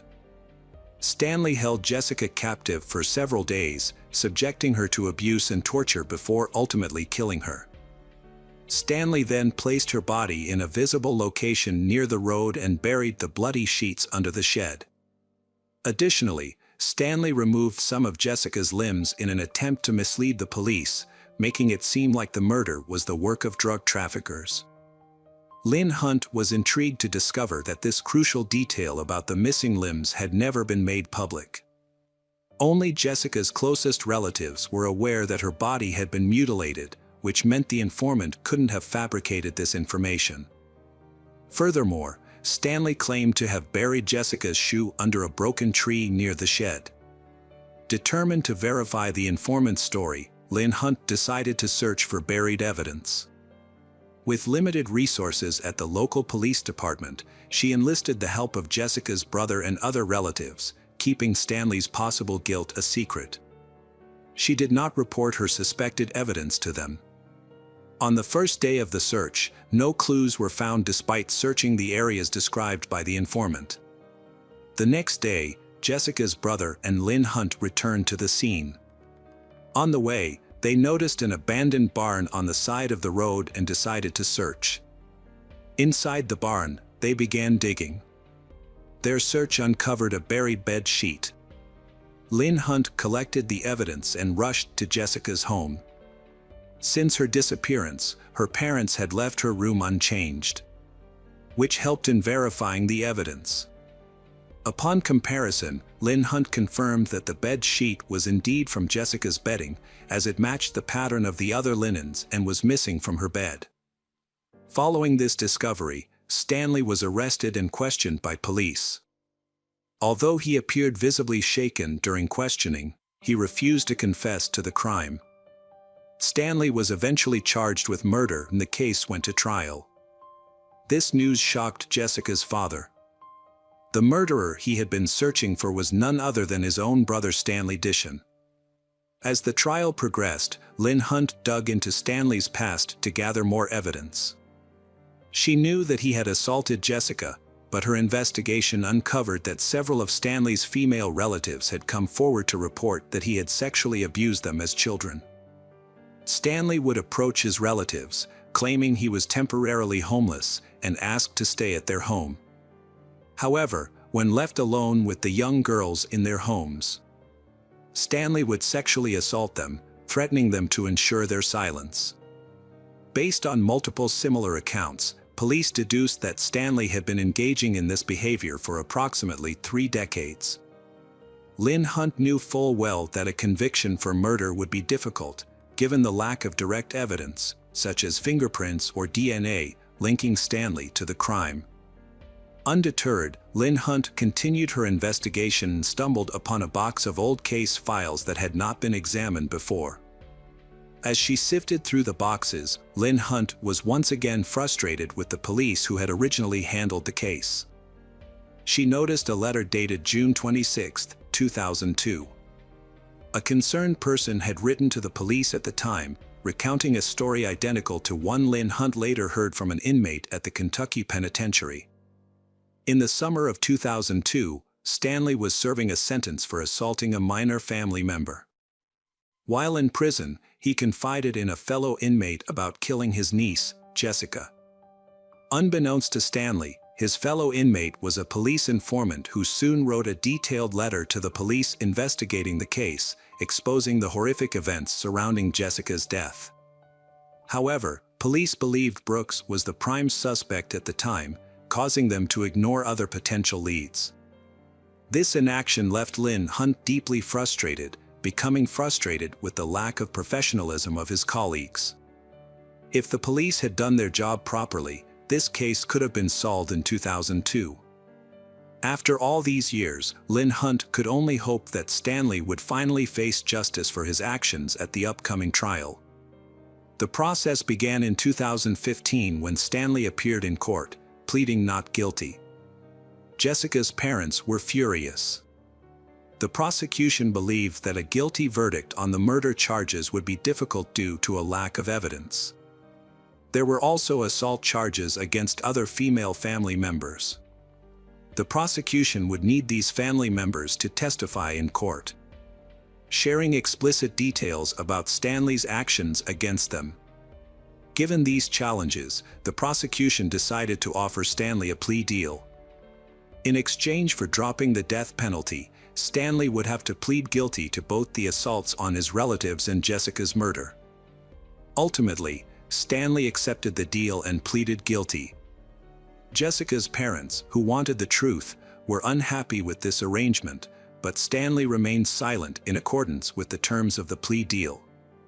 Stanley was sentenced to 20 years in prison with the possibility of parole after 15 years. Since he was 56 years old at the time of his conviction, he could be released at age 71. Hello again, true crime fans. We've got another mysterious case to explore, the case of Lisa Holm. Lisa Holm was born on February 7, 1998, in the small Swedish town of Hu, where she grew up in a peaceful environment with her parents and older sister. Lisa was a kind, positive, and determined individual with a strong personality. She had already made up her mind to study architecture in Australia before completing her education. Lisa's love for travel was sparked by numerous trips with her parents to various countries, which also instilled in her a sense of independence from her teenage years. To earn her own money, she took on part-time jobs. In the summer of 2015, at the age of 17, Lisa landed her first job at a cafe located about 40 minutes from her home. Initially, her parents drove her to work, but soon her father gifted her a scooter. The scooter was a welcome gift, allowing her to commute to work independently. However, for the first few weeks, her father accompanied to ensure her safety, as she had limited experience driving on the roads. Lisa only works on weekends and her father always takes her to and from the cafe home. However, on June 7th, her father decided to let her drive herself. On that particular day, her parents visited her at work during lunch, when the cafe was very busy. They had a quick snack together before returning home. Later that day, at 6:23, Lisa sent her father a text saying she was leaving work. 3 minutes later, he received a call from her, but there was no answer when he picked up. He heard a soft voice over the phone, and the sound of a car door closing, leading him to believe that Lisa had accidentally dialed his number while talking to a coworker. Despite calling out her name several times, he got no response and eventually ended the call, expecting her to arrive home soon. However, as the minutes ticked by, Lisa failed to show up, causing her parents to grow increasingly worried. It was her first time driving the scooter alone, and her father was deeply concerned for her safety. He attempted to call her multiple times, but her phone was turned off. After a few more minutes of waiting, Lisa's father decided to drive along the route she would have taken, hoping to meet her along the way.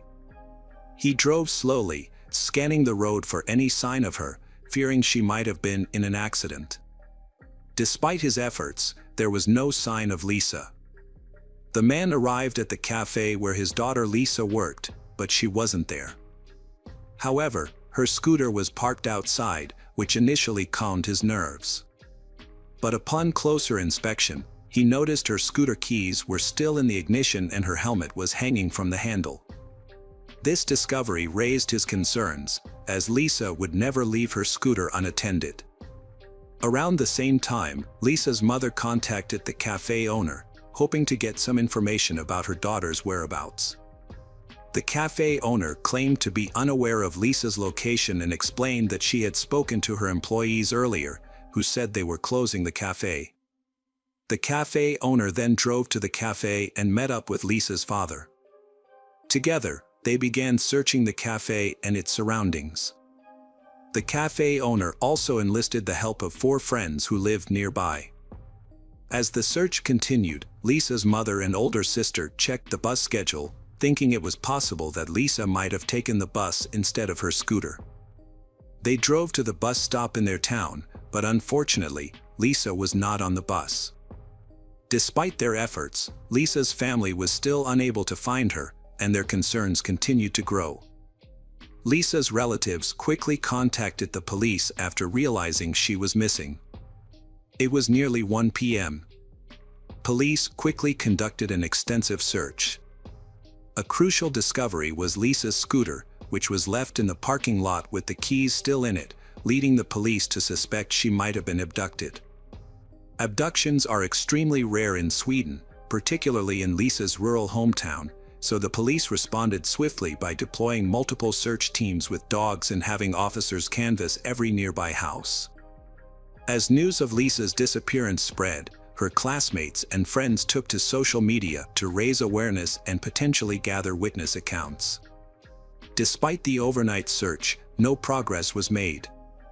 On Monday morning, the police publicly announced Lisa's disappearance and urged anyone with information to come forward. Around the same time, a man working at a barn across from the cafe found a motorcycle glove on the floor and reported it to the police.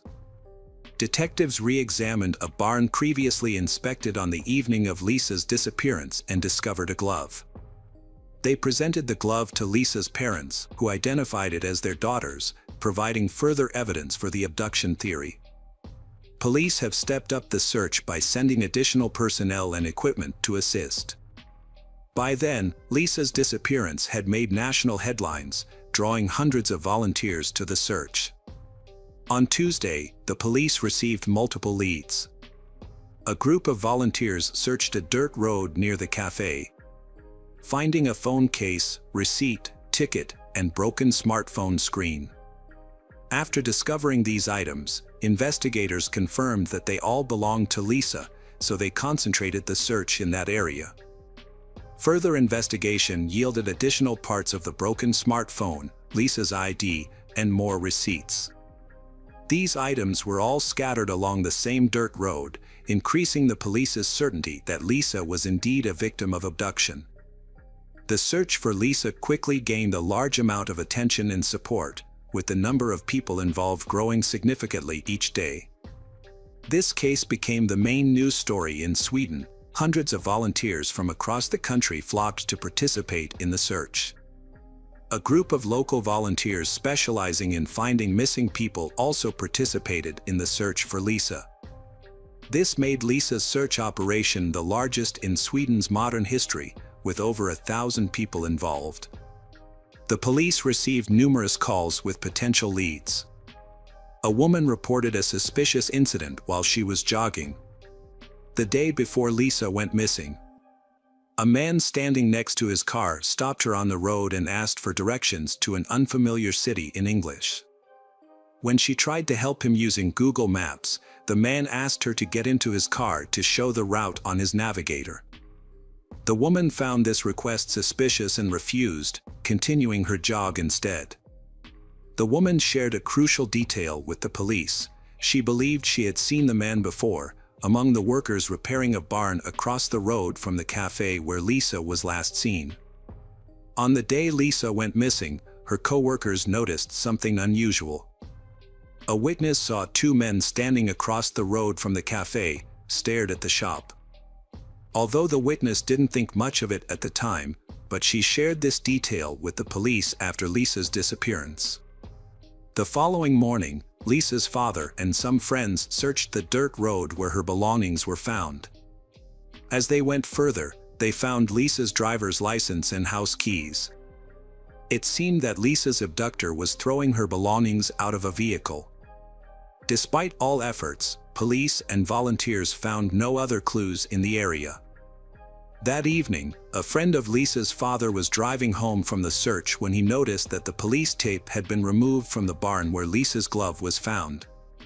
He decided to re-examine the barn for clues. The friend retrieved a flashlight from his car as it was getting dark and searched the barn for several minutes. He soon spotted something shiny on the floor, which turned out to be a woman's earring, along with an identical earring nearby. The man reported his discovery to the police, who then showed the earrings to Lisa's parents. After confirming that the earrings belonged to their daughter, the police conducted a more thorough search of the storehouse. Initially, the detective explained that the primary focus on the first day of the search was finding Lisa herself. As a result, the barn was not thoroughly inspected, and small items like earrings may have been overlooked. This time, however, numerous forensic experts and search dogs were brought in to aid in the investigation. During the more extensive search, the police found a piece of evidence behind one of the walls that initially seemed unrelated to the case: human feces. Forensic experts, however, proposed an intriguing theory. According to them, in the aftermath of committing severe crimes, the perpetrator's body often releases a significant amount of adrenaline, sometimes leading to a sudden and uncontrollable urge to defecate. It's not uncommon for perpetrators to lose control of their bodily functions due to adrenaline during a crime. Given that Lisa's glove and earrings were discovered in the storehouse, investigators suspected that if she was abducted, the perpetrator might have taken her to the storehouse. They considered the possibility that the perpetrator, under the influence of adrenaline, might have relieved themselves and left behind feces. These feces were subsequently sent for DNA analysis. On Friday, the search area was expanded, and volunteers searched a farm approximately 2 miles from the cafe. The farm consisted of several large buildings with many employees, and the search team decided to inspect each one. Shortly after their arrival, 2 men appeared, communicating only in English as they didn't speak Swedish. One of them claimed that the police had already searched the farm, but the search team leader was skeptical. He believed he would have been informed if the police had indeed visited the farm, so he decided to proceed with the search. The 2 men observed the volunteers for a while before leaving. About an hour later, the search team discovered a pile of branches behind the cowshed. Upon closer inspection, they found a motorcycle helmet, jacket, and headphones hidden underneath. The police swiftly arrived at the scene and confirmed that the items found were indeed Lisa's. To gather more evidence, forensic experts were dispatched to the farm for a thorough investigation. Detectives also investigated the story about 2 suspicious men who attempted to deter volunteers from searching the farm. During their inquiry, the police revisited a report from a woman who encountered an English-speaking man while jogging. The police had a potential suspect in mind. In the early stages of the search, they had visited nearby houses, includes a house where two Lithuanian brothers live with their wives. What caught the police's attention was that these three individuals did not speak Swedish and communicated in English, making them the only people in the area who did not speak the local language. Additionally, the police had other indirect reasons to suspect them. The brothers worked at a barn near the cafe and the farm where Lisa's helmet was found, indicating they were familiar with these locations. Furthermore, the dirt road where Lisa's belongings were discovered led directly to their house. The police decided to question the three individuals since they were the prime suspects. Meanwhile, forensic experts and volunteers arrived at the farm to continue their inspection. Their attention was drawn to an old, neglected trailer surrounded by tall grass, which seemed abandoned for years. However, the flattened grass near the door suggested recent activity. Trapped grass under the door also indicated it had been opened recently. Upon opening the door, the forensic experts were met with a strong smell of decay. Inside, they found a changing room with multiple clothing lockers. All are locked except one. This led them to suspect that Lisa's body might be inside one of the locked lockers. However, they eventually found Lisa's body in an unlocked closet, hidden behind a pile of old clothes and rags. Despite the small space, the perpetrator managed to fit Lisa inside. A rope was around her neck, and her head was covered with a large amount of tape. Her pants were pulled down, and her shirt was pulled up. Medical experts concluded that Lisa's cause of death was strangulation, with no evidence of sexual assault. Her clothing was sent to the lab for further examination. As news of her body's discovery spread rapidly across the country, the case had already been making headlines in Sweden. The brutality of Lisa's murder shocked the entire nation, as such crimes were extremely rare in Sweden. A strange and disturbing discovery was made on YouTube the same day her body was discovered. A video titled 13, featuring a countdown timer, had been posted 13 days before the murder. What makes this video scarier is that it was uploaded to a channel called Lisa Home.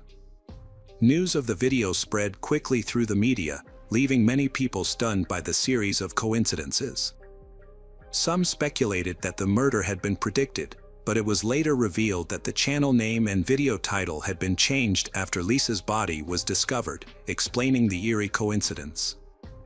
This has raised concerns that this could be a joke or an attempt to create another conspiracy theory. Meanwhile, the police worked day and night tirelessly to catch Lisa's murderer and solve the case as quickly as possible.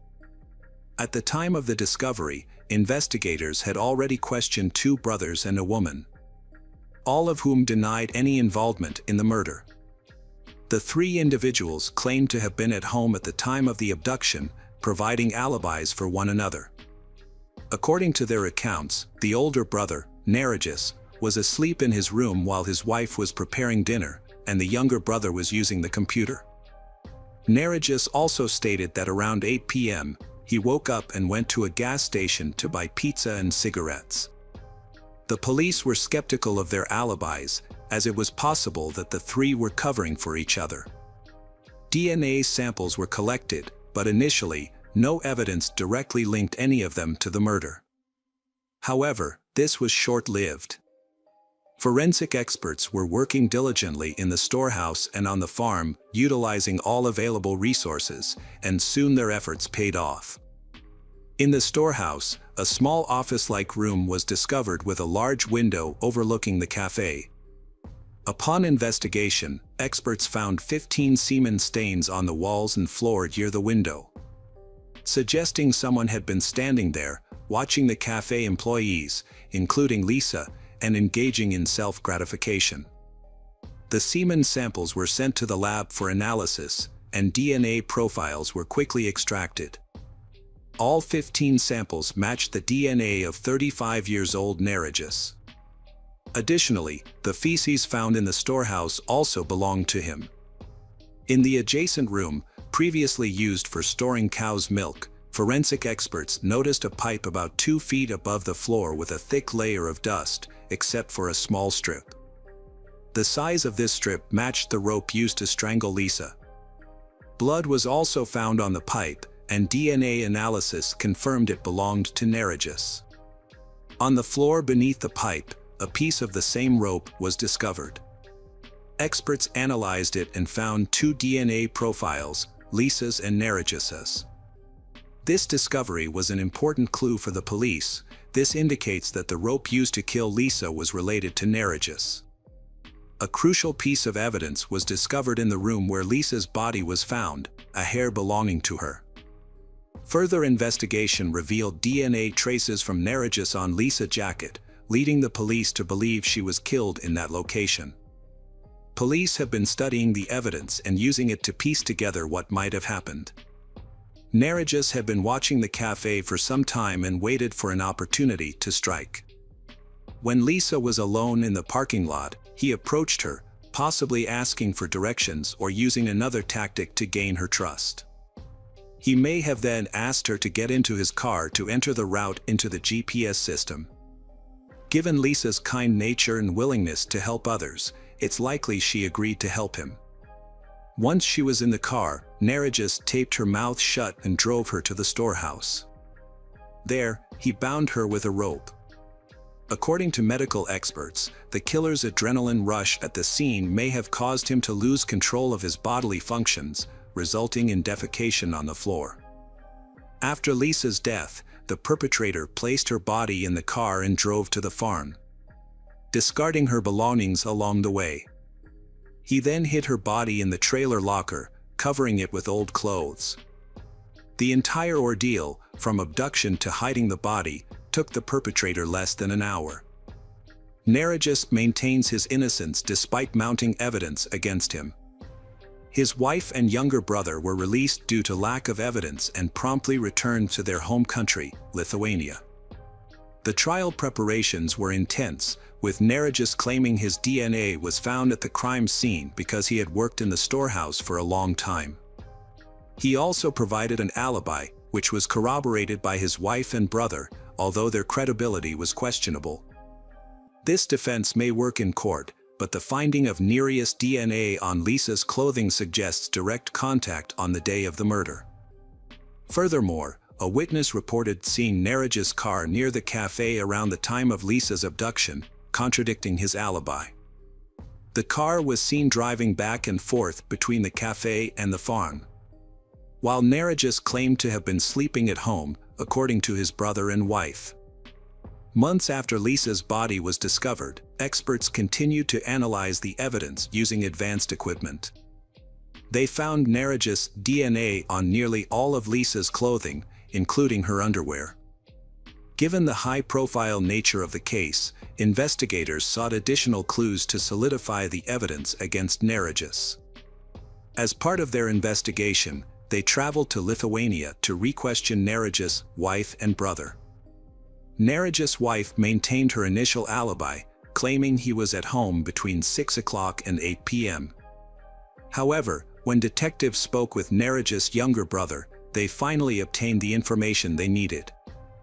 After being presented with the evidence against Narigis and the details of the crime, the younger brother revealed that Narigis was not at home that evening. According to the younger brother, Narigis returned around 7:30 p.m., covered in dirt, and immediately washed his clothes.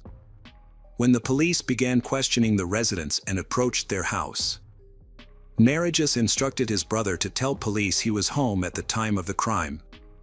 Narigis later explained that he was afraid of being wrongly accused due to his immigrant status and lack of alibi during the abduction. The younger brother initially believed Narigis innocent, but after learning about the evidence, he realized this wasn't true. A month after murder, a large crowd attended Lisa's funeral, far exceeding the church's capacity of 130 people. To accommodate the mourners, organizers set up benches and large screens outside, allowing everyone to watch the ceremony. 4 months later, the trial began.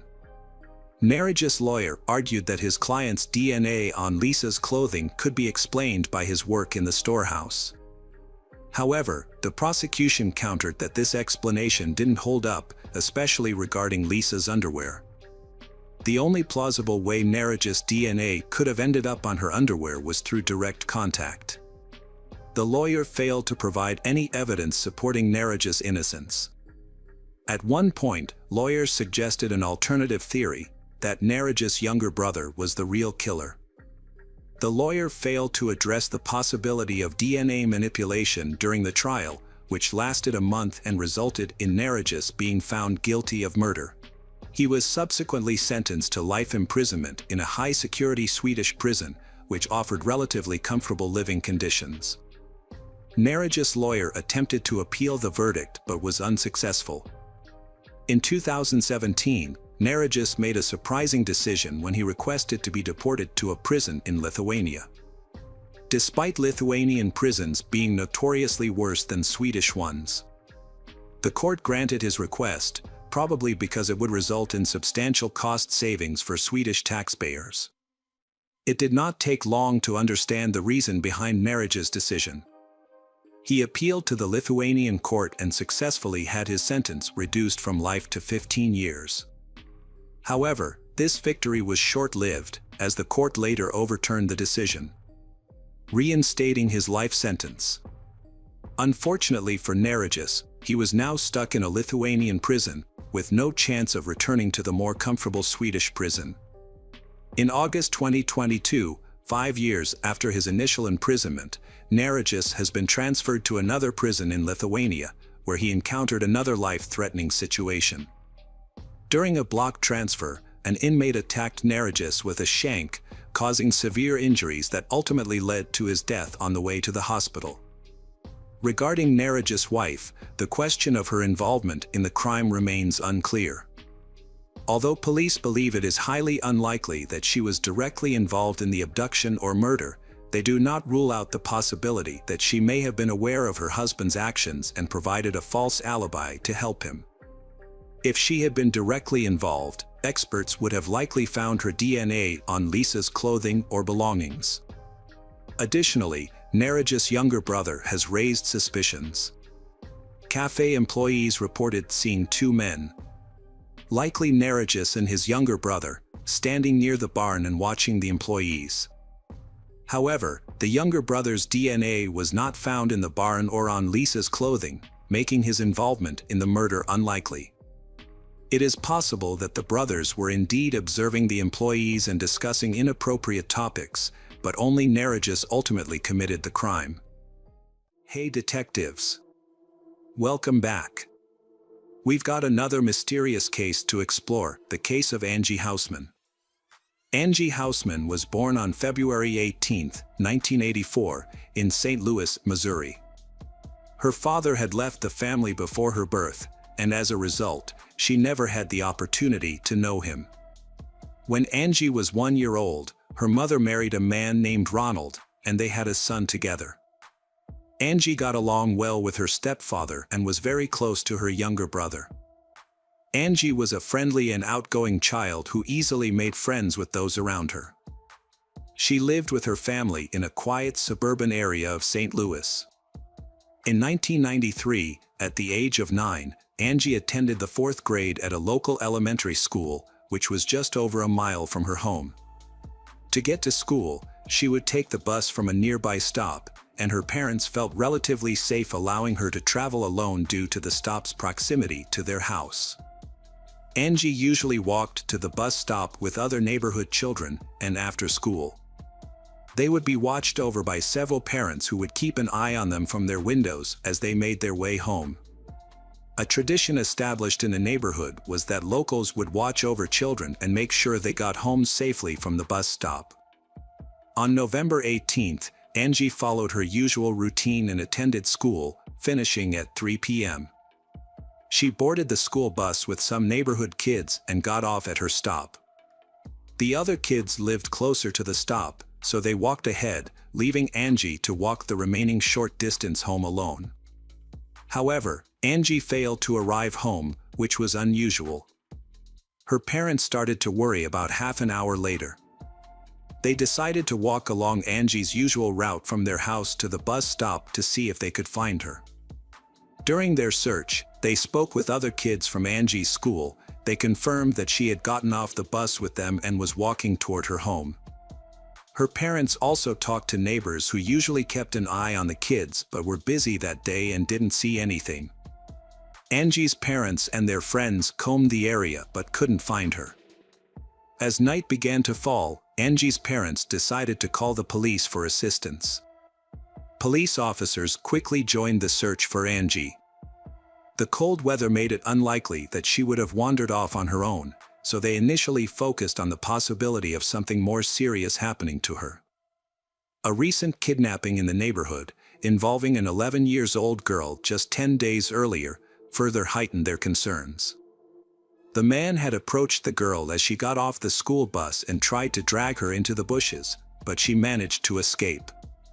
Since the man was still at large, the police considered the possibility that he might be involved in Angie's disappearance.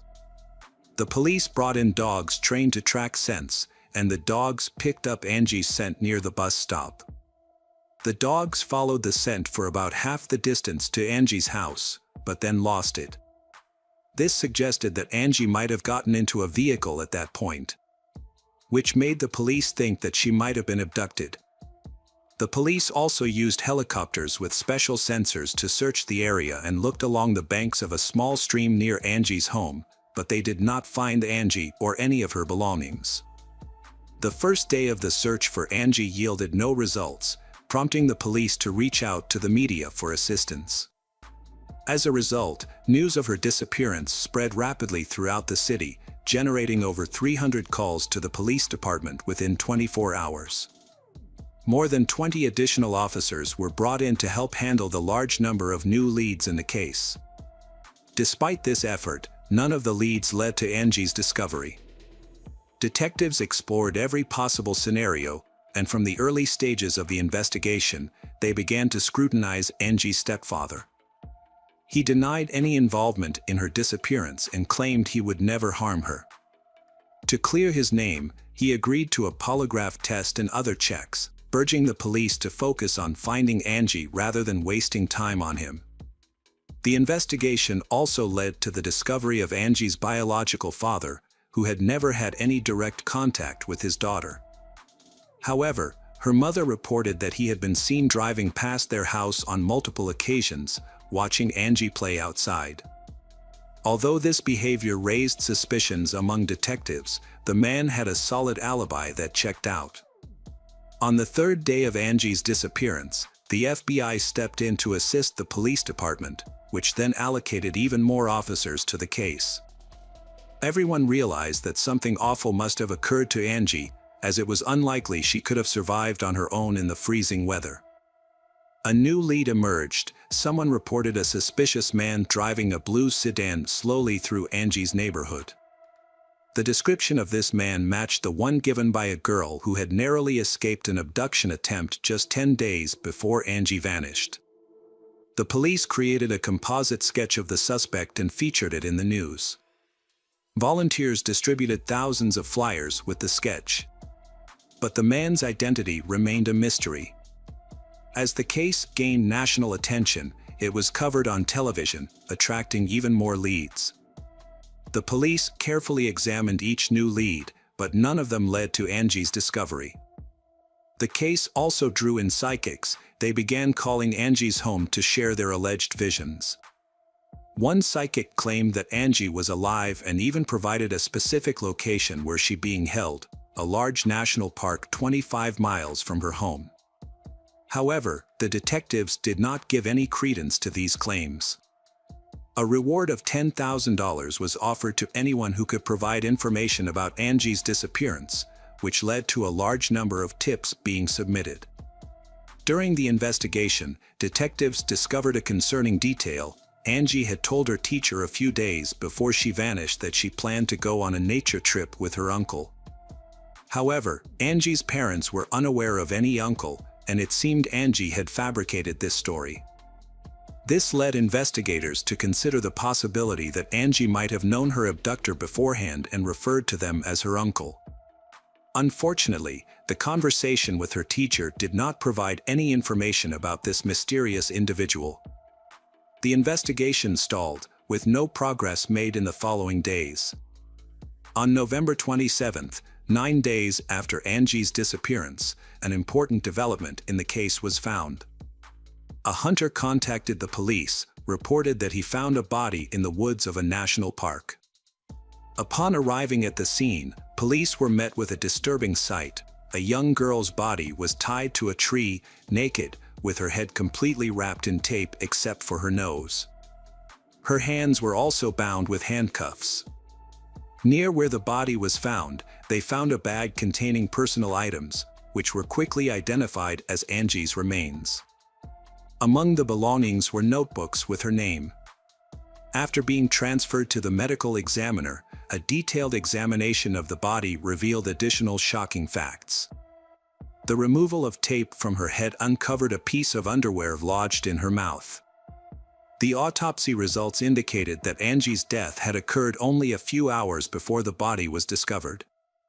This suggested she was held captive for 9 days, only to be left to freeze to death at the scene. Experts further determined that Angie suffered numerous injuries and had been sexually assaulted during her ordeal.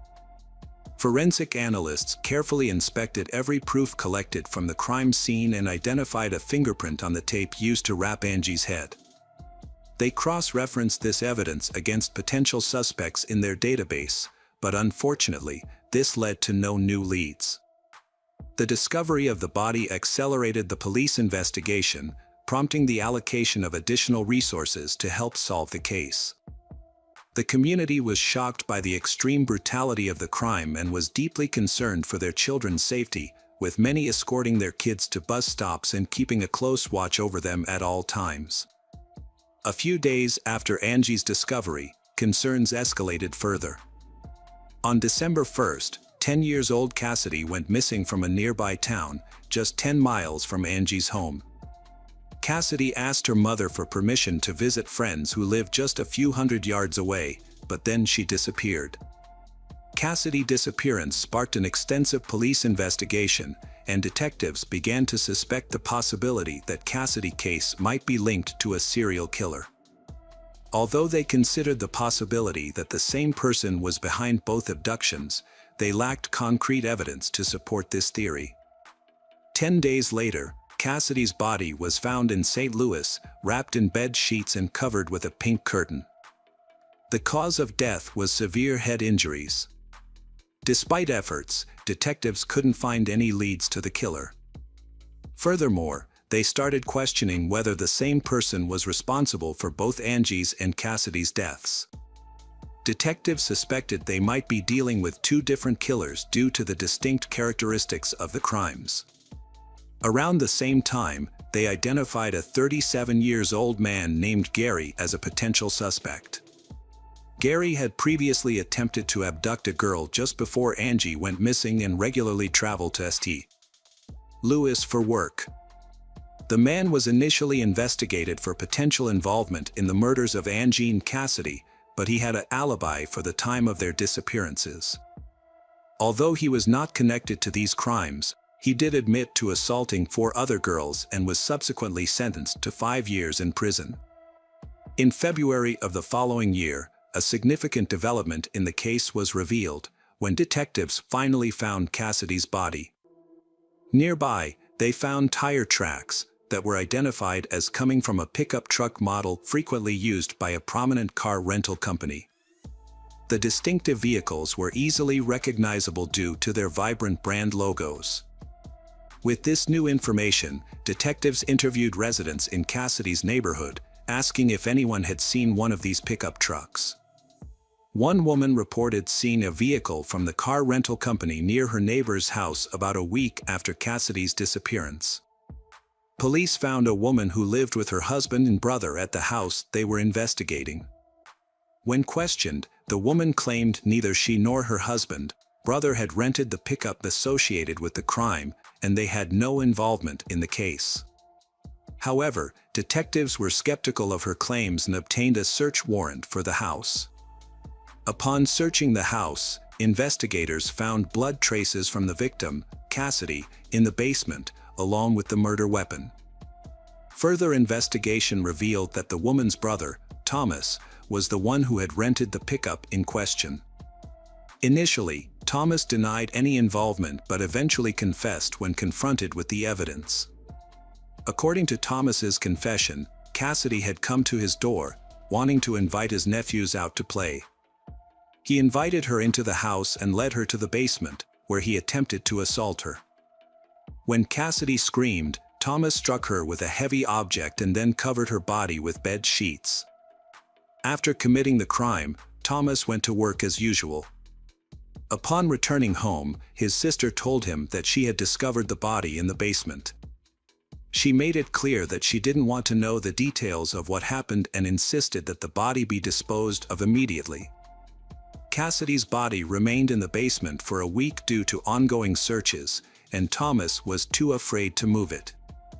Once things had calmed down, he rented a pickup truck and took the body to St. Louis. He hid her body there. Thomas was eventually sentenced to death for his crimes but died in prison several years later due to illness. Despite being questioned about Angie's case, he maintained his innocence, leading detectives to conclude that the crimes were unrelated. The investigation stalled for many months with few leads coming in. Years after Angie's murder, detectives faced another challenge when the reward for information was set to expire, sparking concerns that the public would stop providing tips and assistance in the case. However, in 2001, a local businessman donated $250,000 as a reward for information on Angie's case. This large sum of money caused a spike in many information to the police. But unfortunately, there are no clues to help solve the case. In 2001, a new development emerged in the Angie Houseman case when Corey Fox, an inmate, turned himself in and confessed to multiple murders, including the murder of Angie Houseman. Corey Fox provided detailed information about Angie's abduction and captivity, including being tied to a tree, with her underwear used as a gag. However, upon further questioning, detectives found inconsistencies in his confession, such as incorrectly stating that Angie's hands were restrained with plastic handcuffs instead of iron ones. Further investigation revealed that Corey Fox also fabricated parts of his confession, possibly due to extensive media coverage of Angie's case. Another tragic case happened in 2002, the abduction and murder of a 6-year-old girl, briefly sparked renewed interest in Angie's case. However, it was soon determined that the two cases were unrelated. The perpetrator in the 2002 case was a neighbor. He quickly confessed during interrogation, while Angie's case remained unsolved. Several years after Angie's murder, detectives reopened the case in 2007. They re-examined the documents and found a peculiar detail. A man named Roger Martin was in a parked car near the crime scene when Angie's body was discovered. When questioned, Roger claimed he was in the area for hunting, but a search of his car found no hunting gear. Further investigation revealed that Roger had a criminal record involving children, including an assault near the location where Angie's body was found. These crimes occurred before Angie's death, but the police had not thoroughly investigated Roger at the time. The new detective team called Roger in for questioning. He denied any involvement in Angie's murder, claiming he was in the area by chance. Roger stated that he was still at work when Angie's body was left at the crime scene. The investigation stalled after a 9-hour interrogation of Roger failed to yield results. Although his fingerprints were taken and compared to those on the tape from Angie's head, no match was found, leading to his release due to insufficient evidence. The case remained stagnant until 2018 when the St. Louis Police Department established a dedicated task force to re-examine the evidence using advanced technology. The team focused on 3 crucial pieces of evidence: the handcuffs, the tape from Angie's head, and the underwear used to silence her. Despite previous failed attempts to find the perpetrator's DNA on these items, the detectives were determined to try again. They began by re-examining the handcuffs but encountered difficulties due to the presence of Angie's blood. They then turned their attention to the tape from Angie's head but discovered it had deteriorated over time, meaningless their efforts. The investigators examined the underwear as a last resort, despite low expectations due to it being in Angie's mouth for several hours, which could have erased any foreign DNA. Using advanced technology, they thoroughly inspected every inch of the underwear and eventually found a tiny sample of unfamiliar DNA. Sufficient for analysis. The DNA was confirmed to belong to a male and was immediately uploaded to the FBI database. In cases like this, it's common for the DNA not to match anyone in the database, requiring further efforts to identify the person. However, in this instance, the detectives got lucky. As soon as the DNA sample was uploaded, they received a match. The DNA belonged to 58-year-old Earl Cox, who had been in prison since 2003. Cox was not on police radar in connection with Angie's case, but he had a significant criminal record. His first stint in prison was in 1982, during his military service in Germany, where he worked as a part-time babysitter. However, his babysitting job ended when 4 girls accused him of sexual assault. Cox initially received an 8-year prison sentence in the United States but was released after serving only 3 years. Following his release, he relocated to St. Louis. However, his freedom was short-lived as he was arrested again 4 years later when 2 7-year-old girls accused him of sexual assault. Although the charges were eventually dropped due to lack of evidence, but he violated his parole, resulting in an additional year in prison. After his release in 1992, Cox moved to St. Louis to live with his relatives. The following year, he allegedly abducted and murdered Angie. In 2002, Cox was arrested again, this time for operating a major online platform where users shared child abuse materials. The FBI had been investigating the platform and caught Cox in a sting operation when he attempted to meet an undercover agent posing as a 14-year-old girl. Cox had planned to make the girl his slave and had sent her money for a bus ticket. However, when he arrived at the meeting place, he was met by armed FBI agents and arrested. A search of his computer revealed over 45,000 images of child abuse, as well as evidence that he was the mastermind behind the online platform. This led to the arrest of 60 more individuals associated with the site, marking one of the largest operations against pedophiles in the country. In 2003, Cox was sentenced to 10 years in prison. However, when his term ended, a judge used a legal loophole to keep him detained, citing him as a serious threat to children. He remained in prison until 2019, when his DNA sample matched the DNA sample from Angie's case. Detectives visited Cox in prison to discuss the match, but he denied any involvement and requested a lawyer. Given the strong DNA evidence against him, the police knew Cox's chances of winning in court were slim. Instead of pursuing a trial, investigators contacted Earl's lawyer with a proposal. In exchange for Cox's confession to Angie's murder, the prosecution would drop the death penalty and seek a life sentence instead. Aware of the strong evidence against him, Cox agreed to the deal. Detectives returned to the prison to hear Cox's account of the events. Although some parts of his story seemed unlikely, the crucial aspect for investigators was his admission to the murder.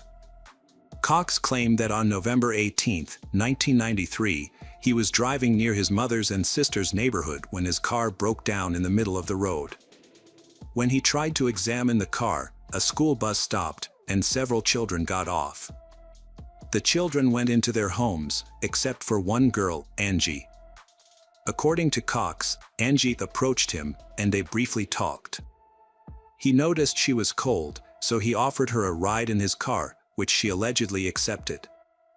Cox then took Angie to Burger King to eat and later brought her to his home, where he claimed to have sexually assaulted her over several days. Eventually, Cox decided to get rid of Angie, taking her to the location where her body would later be found. He tied her to a tree, claiming she was still alive at that moment.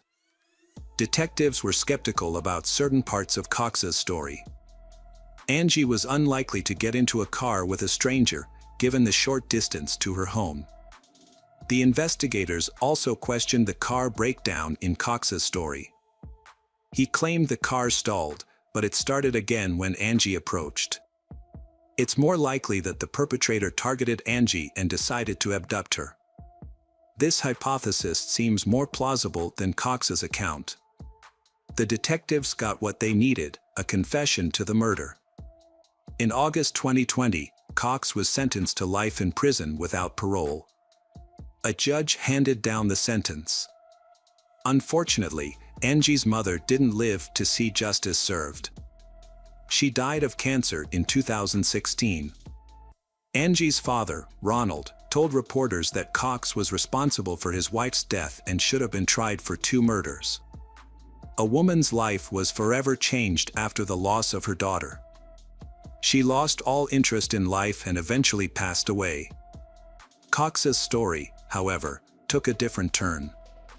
The prosecutor reopened a case involving the sexual abuse of 2 7-year-old girls, for which Cox had previously received a lenient sentence of 1 year in prison for violating his parole.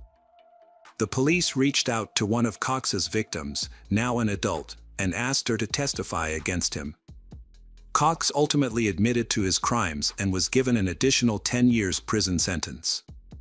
In court, his victim spoke out, saying that despite Cox's terrible actions, but she would go on to live a happy and fulfilling life, while Cox would spend the rest of his life in prison. Hi everyone, thanks for returning. Let's unravel another perplexing mystery. The case of Gretchen Harrington. Gretchen Harrington was born on June 13, 1967, in Pennsylvania. She was the youngest of 3 sisters, and her family moved to the small town of Brawl shortly after her birth. Gretchen's father, a pastor, took a job at the local church, and Gretchen quickly grew to love the town. She spent much of her free time outdoors with her sisters and friends. Brawl was a safe community where parents felt comfortable letting their children play outside until dark. As a member of a devoutly religious family, Gretchen spent much time at her father's church and excelled in Sunday school, always getting top grades. On August 15, 1975, Gretchen's family was eagerly awaiting the return of her mother and newborn sister from the hospital. Gretchen wanted to be home to greet them, but her father encouraged her to attend Sunday school to keep up her grades. Gretchen reluctantly agreed to go to church and set off with her Bible. Her older sisters, who usually walked with her, stayed home that morning. However, Gretchen wasn't worried about the short 8-minute walk to church. Sunday school is divided into 2 sessions. The first session takes place at Trinity Church and lasts an hour and a half. After that, some of the children go to Father Gretchen's church. But when the children arrived at the second church at 11:30 a.m., Gretchen's father noticed that his daughter was not there. He assumed she might be at the first church, so he called to check. The pastor's wife answered, informing him that Gretchen was not there. She then told her husband, David, who was a Sunday school teacher. He was surprised by the news, since Gretchen had not attended his class that morning. Gretchen's father became worried when he couldn't find her. He asked David to contact the police and started searching the area between the churches and nearby streets, but she was nowhere to be found. He also reached out to the parents of her friends. But they were either at church or home. Her best friend, who was also David's daughter, hadn't seen her all day. As news of Gretchen's disappearance spread, the police quickly launched a search operation. Hundreds of volunteers joined in, many of whom knew Gretchen's father from his church. Together, they searched the entire town, then moved on to wooded areas and the riverbank. A police helicopter was also deployed to scan the area from above. The search continued through the night, but to no avail. The next day, more volunteers joined in. Police posted flyers with Gretchen's photo and information about her disappearance along the roads. Despite their efforts, police were unable to find Gretchen. After several days of searching, no significant clues were found and Gretchen's fate remains a mystery. The town is known for its safe environment, where children are often allowed to play outside freely without adult supervision from a young age. However, this sense of security is no longer there when Gretchen goes missing. Some people thought she might have run away from home, while others believed she had gone swimming in the river and drowned. However, the most alarming theory was that she had been abducted by someone. As a result, parents became extremely cautious and stopped letting their children go out alone. Police interviewed bystanders. They gathered some clues. One witness reported seeing a girl who looked like Gretchen near the church on the morning she went missing. According to the witness, a green sedan approached the girl, but the witness did not see what happened next. Another person shared a similar story, but this time described a white Cadillac approaching the girl. Police checked the owners of cars matching the description in the area. 4 days later, detectives received a new lead. A resident of Westchester, a town 30 minutes from Brawl, contacted police and reported finding children's shorts matching the description of Gretchen's clothing. Police immediately showed Gretchen's mother the shorts, but she confirmed that they did not belong to her daughter. The investigation into Gretchen's disappearance had stalled, with no progress made for several weeks. As a result, the police halted their search operation and shifted their focus to gathering more information. They continued to interview witnesses, but with each passing day, their hopes of finding Gretchen alive began to dwindle. Until October 14th, when police received a phone call. A jogger was running in a large national park, about 20 minutes from Brawl, when he stumbled upon a body. The jogger immediately alerted park rangers, who then notified the police. Upon arriving at the scene, police quickly determined that the body was that of a child. However, due to the severe state of decomposition, identification of the child was extremely difficult. Police suspected that Gretchen might be the victim, so they showed her parents the clothes found on her body. Gretchen's mother quickly identified them as her daughters because she had sewn them herself. Forensic experts later confirmed that the body was Gretchen's by comparing them to her dental records.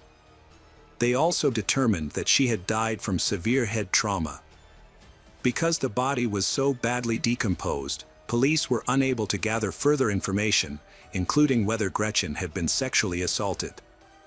Additionally, DNA analysis was not available in 1975, leaving police without any further leads. News of the murder sparked renewed interest in the case, and police received numerous tips from the community. The investigation into Gretchen's death turned up no leads. Police screened nearby residents with a history of violent crime, but nothing came up. Months later, the case had made no progress. Over the years, the case was reopened periodically, and the police reviewed the available information. However, each time, the investigation yielded no new evidence. Even applying DNA analysis was of no help in this case, as no foreign DNA was found on Gretchen's body or clothing. The case of Gretchen's murder went unsolved for decades, occasionally resurfacing in newspapers and on television. However, it wasn't until recent years that the case regained widespread public attention. 2 local journalists, Joanna and Mike, decided to write a book about the crime, dedicating several years to gathering information. As children, both Joanna and Mike grew up in the same town as Gretchen. Joanna, who was only 9 years old when the crime occurred, the town had changed forever, and children were no longer allowed to roam freely. Leave home unsupervised. This fear lasted for years, leaving a lasting impression on the townspeople, the memory of Gretchen's murder still fresh in their minds. To write their book, Joanna and Mike had access to the case files and interviewed individuals involved in the investigation. By carefully piecing together the events surrounding Gretchen's disappearance, they were able to reconstruct the entire story. The book, released in 2022, brought attention to Gretchen's case. Months later, a woman contacted police about Gretchen. The woman said she was 10 years old at the time of the murder and lived in Havertone, near Gretchen's home. She was friends with Gretchen and her sisters, as well as many other kids in the area. She often slept over at friends' houses, and one night, while she was at her sister's house, she woke up in the middle of the night feeling someone touching her. When she opened her eyes, she saw their father standing in front of her, who quickly left. The next day, she stayed another night. Her friend's dad continued to come into her bedroom and started touching her. The next morning, she finally told one of her sisters about what happened to her. She was surprised that it happened quite often with her friends. When the woman returned home, she shared her entire story with her parents. However, instead of going to the authorities, they banned her from ever going to her friend's house again. This was just a week before Gretchen went missing. The woman eventually revealed the identity of the man involved in her story, David Zandstra, the same pastor who taught at Sunday school. She also shared that a month after Gretchen went missing, one of her friends told her about the incident, that a man had tried to kidnap her. The girl refused to get into his car and later confided to her friends that the real culprit was David Zandstra. The woman provided her personal diary as evidence of the information provided. In her diary entry on September 15, 1975, she documented her friend's request to keep the encounter secret due to fears of potential harm from David Zandstra. Upon receiving this new information, the police immediately reopened the investigation into Gretchen's disappearance. While reviewing the case files, detectives discovered several suspicious factors that indirectly implicated David Zandstra. It was David Zandstra who reported Gretchen missing to the police, providing investigators with a detailed description of her clothing: dark blue zip-up shorts with front buttons and pockets without zippers or buttons, and a white shirt with braided hair. However, he mentioned that he had not seen Gretchen that day, raising questions about how he knew what she was wearing. His description was later confirmed by the discovery of her body, dressed exactly as he had described. Police closely examined David, the man who taught Sunday school at Gretchen's father's church. David initially claimed he had not seen Gretchen on the morning of her disappearance. However, David's alibi gave him enough time to kidnap Gretchen, kill her, dump her body in the park, and return to the church to teach. The investigation revealed that David and his family had moved to another state just months after Gretchen went missing. This sudden move, combined with David's ownership of a green scooter, attracted the attention of the police. The police decided to question David, who was now 83 years old and living in Georgia. On July 17, 2023, they began questioning David.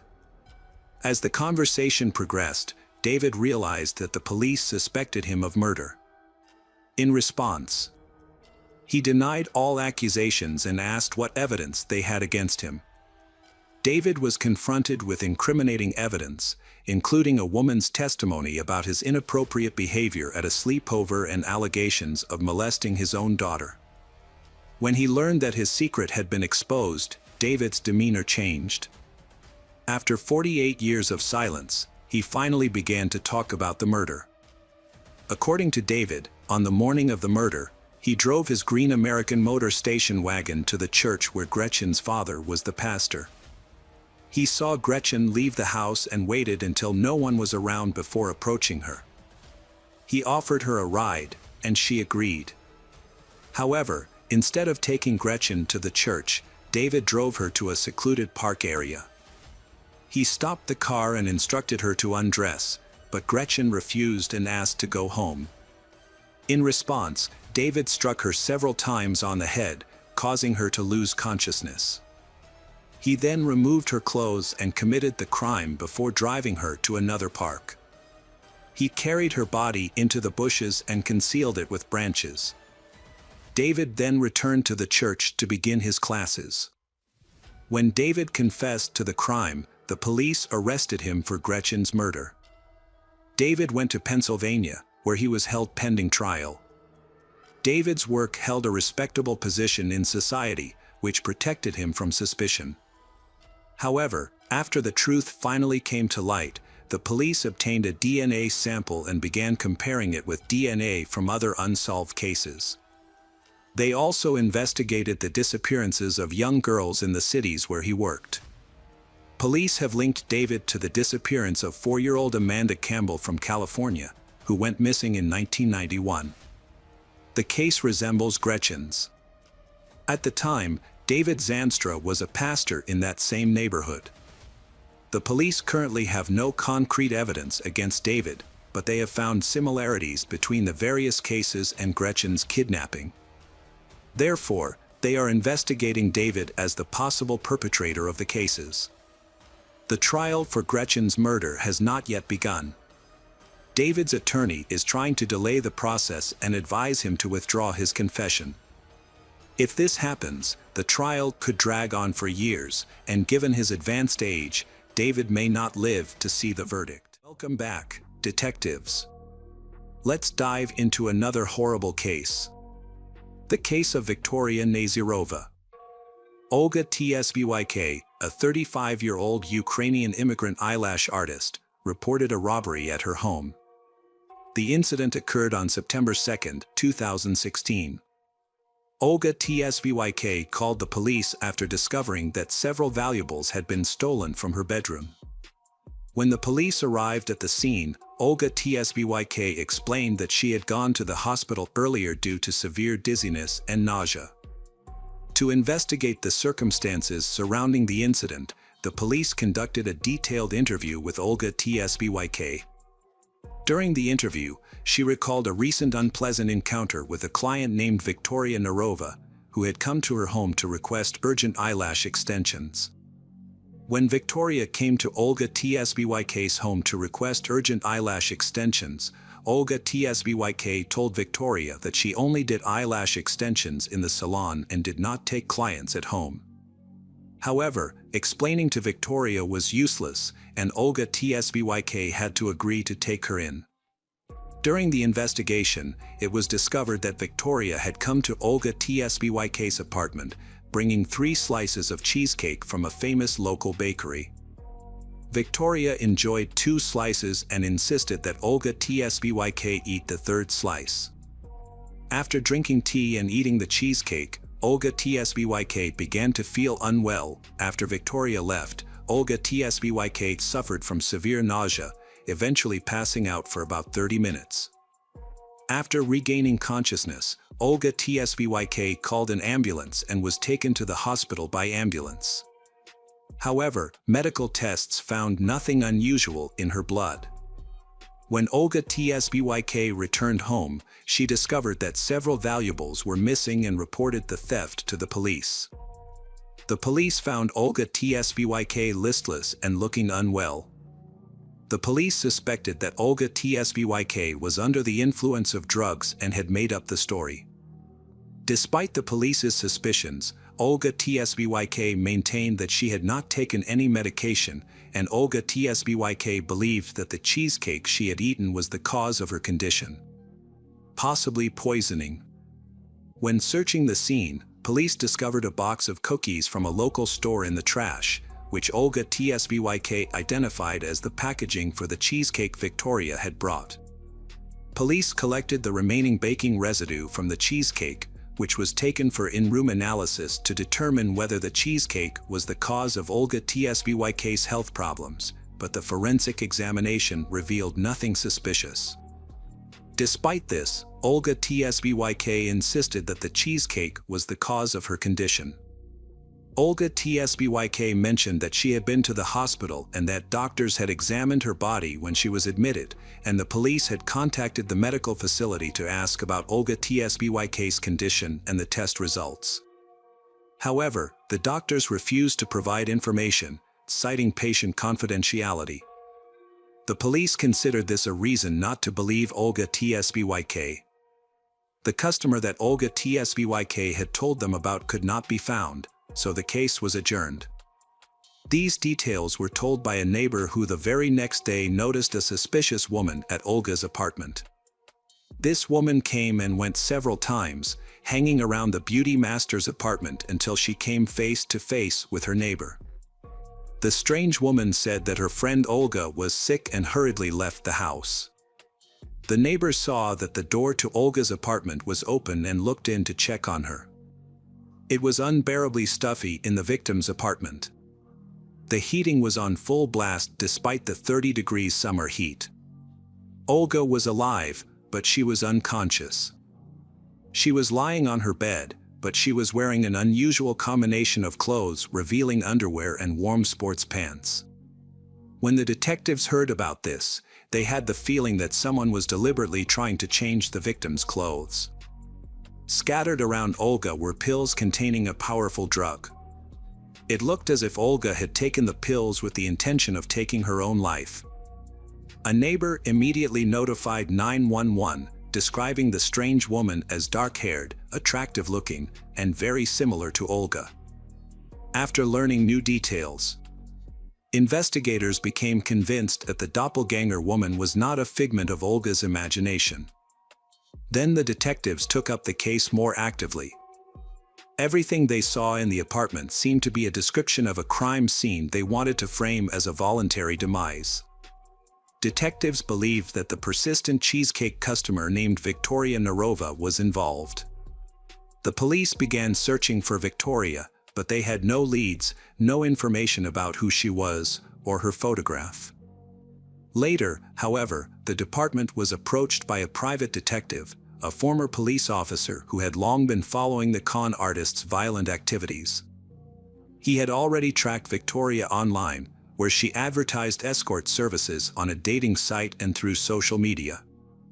The private investigator believed that the woman used online promotion to find victims for her crimes, and the scheme worked perfectly. Victoria would arrive at the home of the next client, then she would drug the person with psychoactive substances so that they would lose consciousness. After that, she would take everything of value and then go into hiding. This activity could have been concealed indefinitely if not for this tragic circumstance. Meanwhile, Alsvik finally recovered from the unpleasant events. Then, having discharged from the hospital, she shared on her page in social networks the story of poisoning. After that, one of her clients unexpectedly told that she knew a man named Ruben Barakov who was in a similar story. Ruben was the owner of a dry cleaner, and the man met Victoria Nazarova on a Russian dating site about a couple of months before Olga's cheesecake poisoning. The new acquaintance invited Ruben to her home and boasted that she was a very good cook. He agreed and came to her place, but as soon as he tasted the dishes, the man lost consciousness. The friend emptied his pockets, took expensive watches, money, and cards. The man was under the influence of a very strong psychoactive substance and sincerely believes that it almost killed him. Later, when he began to regain consciousness, Victoria took him to the dry cleaners, gave him to his colleagues, and told them that he was drunk and then left. From there, only then did Ruben realize that he had been robbed. The private investigator assumed the situation was much more serious, and the two victims of the poisoner were very lucky. In 2017, he worked with a client from Russia to help track down an elusive criminal. Nadia Ford turned to the private detective after the disappearance of her own mother, Alla Alexenko. The girl herself lived in New York, USA, but was born in Russia. Nadia was originally from Kotor. Her mother, Alla Enko, single-handedly brought up her daughter and son, and she had a hard time. She worked 5 jobs to provide for her children. Nadia dreamed of living in the USA since childhood, and her dream came true when the girl came to study in America in 2007. There, she met a guy whom she married and took his surname, Ford. But the marriage did not work out, and the spouse is divorced. Nadia stayed to live in the United States and successfully settled there. She maintained close relations with her mother, who at that time was left alone. Years later, Alla Alexenko went missing in Russia, and Nadia hired a private investigator to find her mother, Alla Alexenko, in 2017. In an effort to find her, Nadia hired a private investigator who discovered that Victoria had rented a car on the day her mother went missing.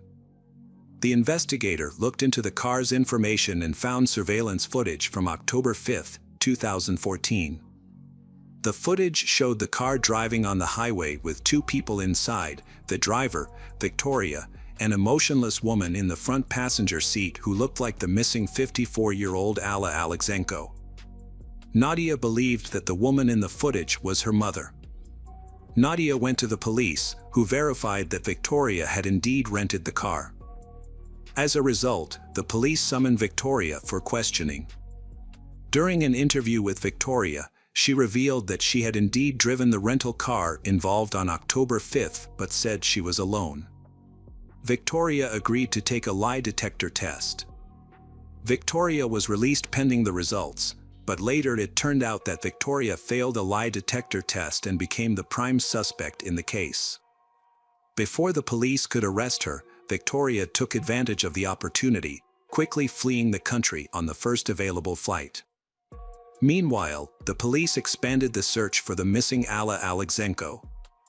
Nadia actively participated in the investigation for 6 months, holding out hope that her mother was still alive. During the investigation, the police followed the route of the rented car, which led them to a forest near Victoria's hometown of Armavir.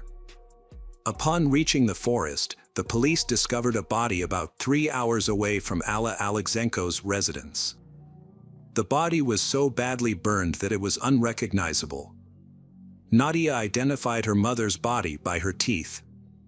Despite a thorough investigation, the cause of Alla Alexenko's death has not been found. The police issued an arrest warrant for Victoria Nazirova and sent it to Interpol. However, Victoria escaped for a long time. Nadia returned to the United States after attending her mother's funeral in Kodar. For a long time, Nadia struggled to overcome the pain of losing her loved one.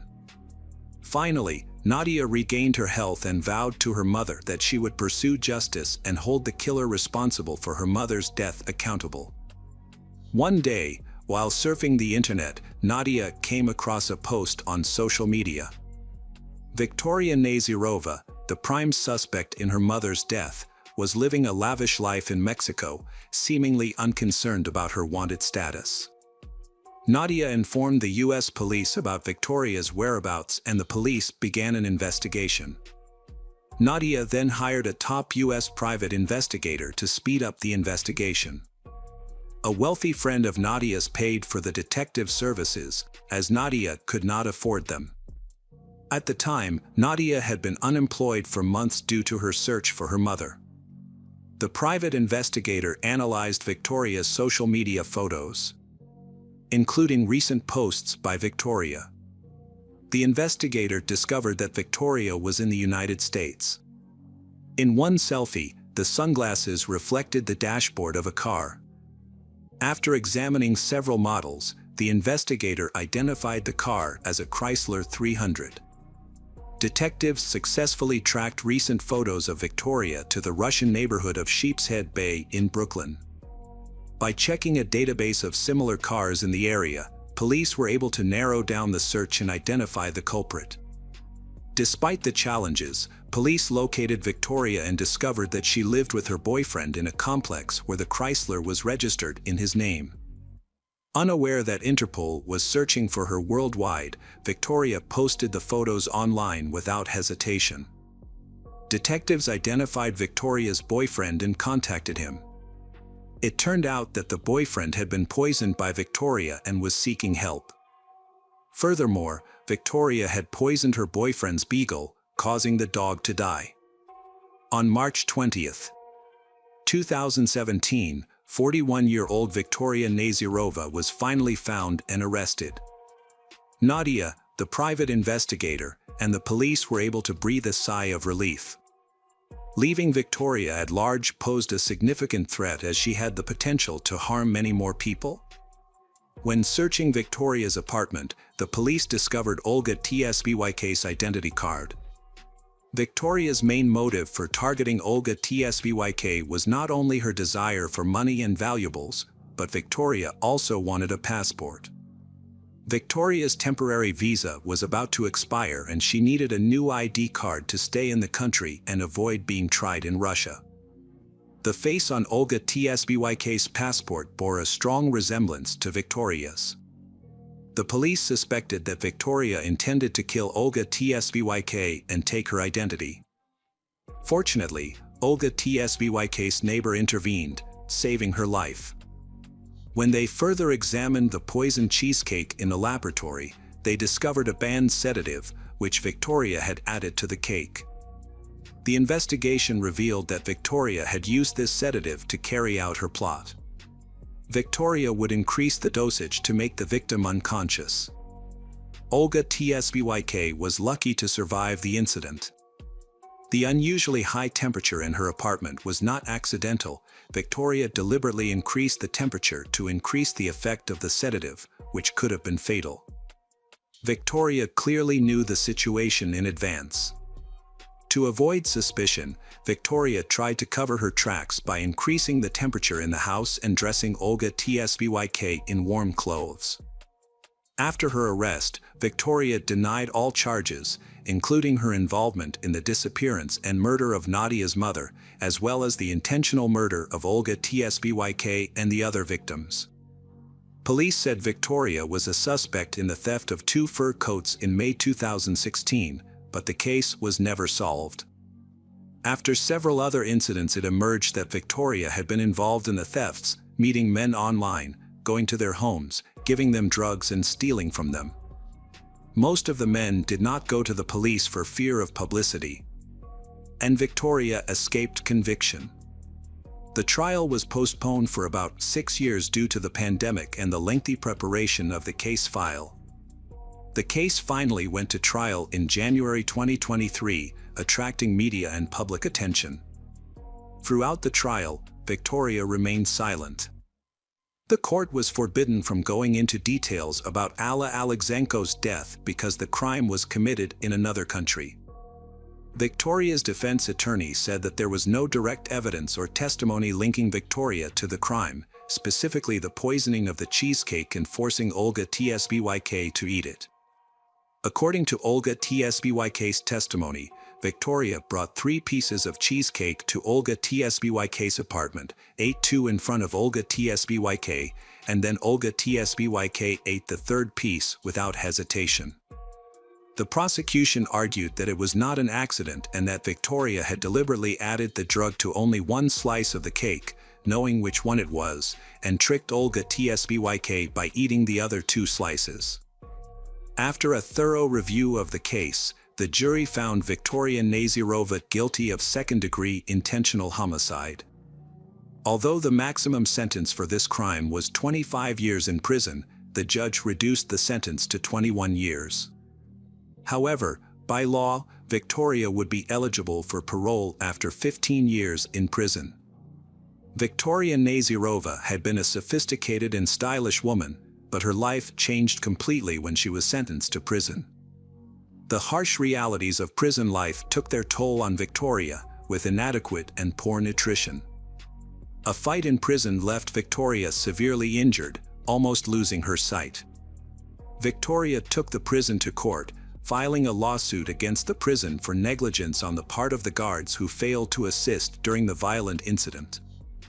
The case was eventually settled out of court, with Victoria receiving $325,000 in damages. In an interview from prison, Victoria maintained her innocence, denying the charges related to the crimes she committed.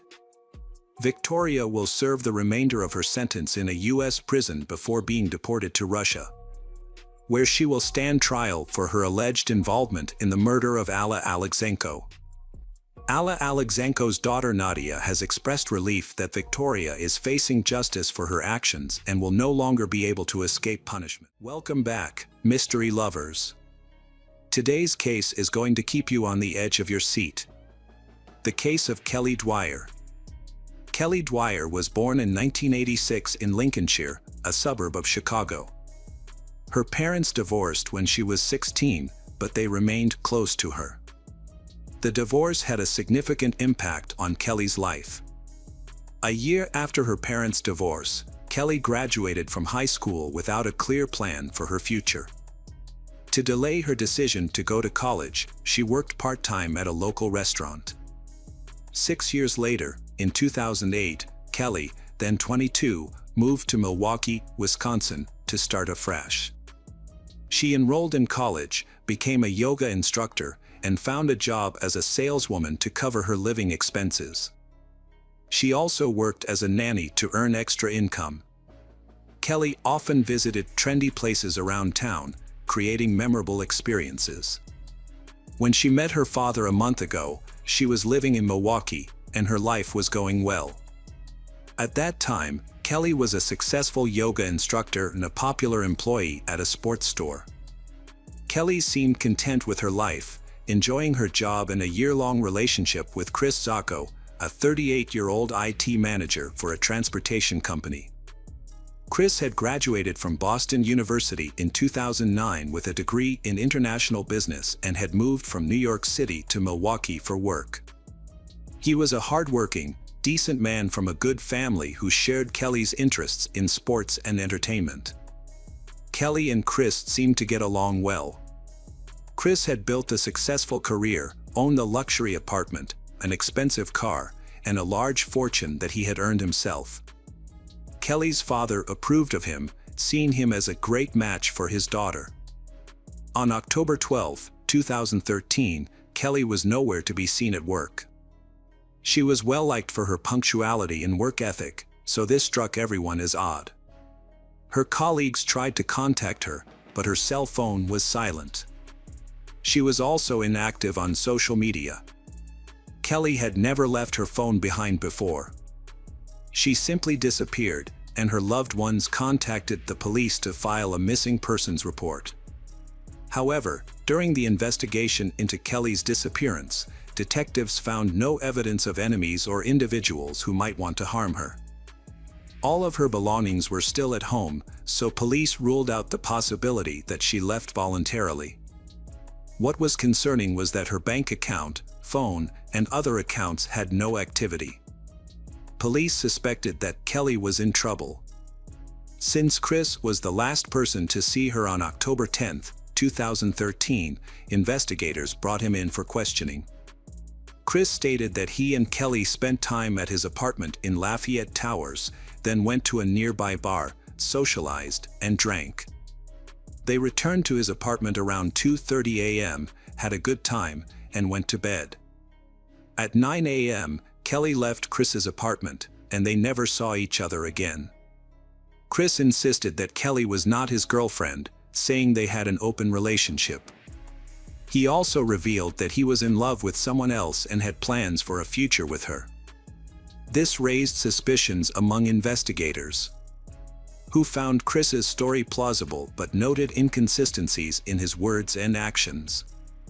To investigate further, detectives interviewed friends who had been with Kelly and Chris the night before Kelly went missing. These friends confirmed that the group had a good time at a bar and then ordered pizza, eating it on a bench outside. Kelly seemed to be in a good mood, sharing her plans for the next day, which included sleeping in, doing yoga, doing laundry, and relaxing. Chris and Kelly left for his apartment that night, where they met another friend who had been invited over for drinks. This friend reported feeling uncomfortable in Chris's apartment because she sensed tension between Chris and Kelly. She recalled that Chris was smoking and chatting with her while Kelly seemed upset. Assuming that Kelly was just tired, the friend thought little of it and left the apartment. However, after talking to Kelly's other friends, investigators discovered that Chris and Kelly were not on good terms. Kelly loves Chris very much. But unfortunately, Chris seems uninterested in their relationship. Chris does not make any long-term plans involving Kelly, which worries her. Kelly's friend, missing, suspects that Chris is being unfaithful and that their relationship will not last. As a result, Kelly loses hope for a future with Chris and begins to look for other options. She creates a profile on a dating website and starts chatting with various men, but she has yet to meet any of them in real life. Kelly's intention is to have a backup plan in case things do not work out with Chris. Additionally, her friends notice bruises on Kelly's arms and neck and ask her about them, but Kelly dismisses their concerns by downplaying the situation. Her friends suspect that the bruises may be a sign of domestic violence, but Kelly never confirms their suspicions. Meanwhile, investigators analyzed security footage from Chris's home. The footage showed Kelly and Chris coming home drunk one night, but Kelly was never seen leaving the apartment. This contradicted Chris's testimony that Kelly left his home at 9 a.m. the next morning.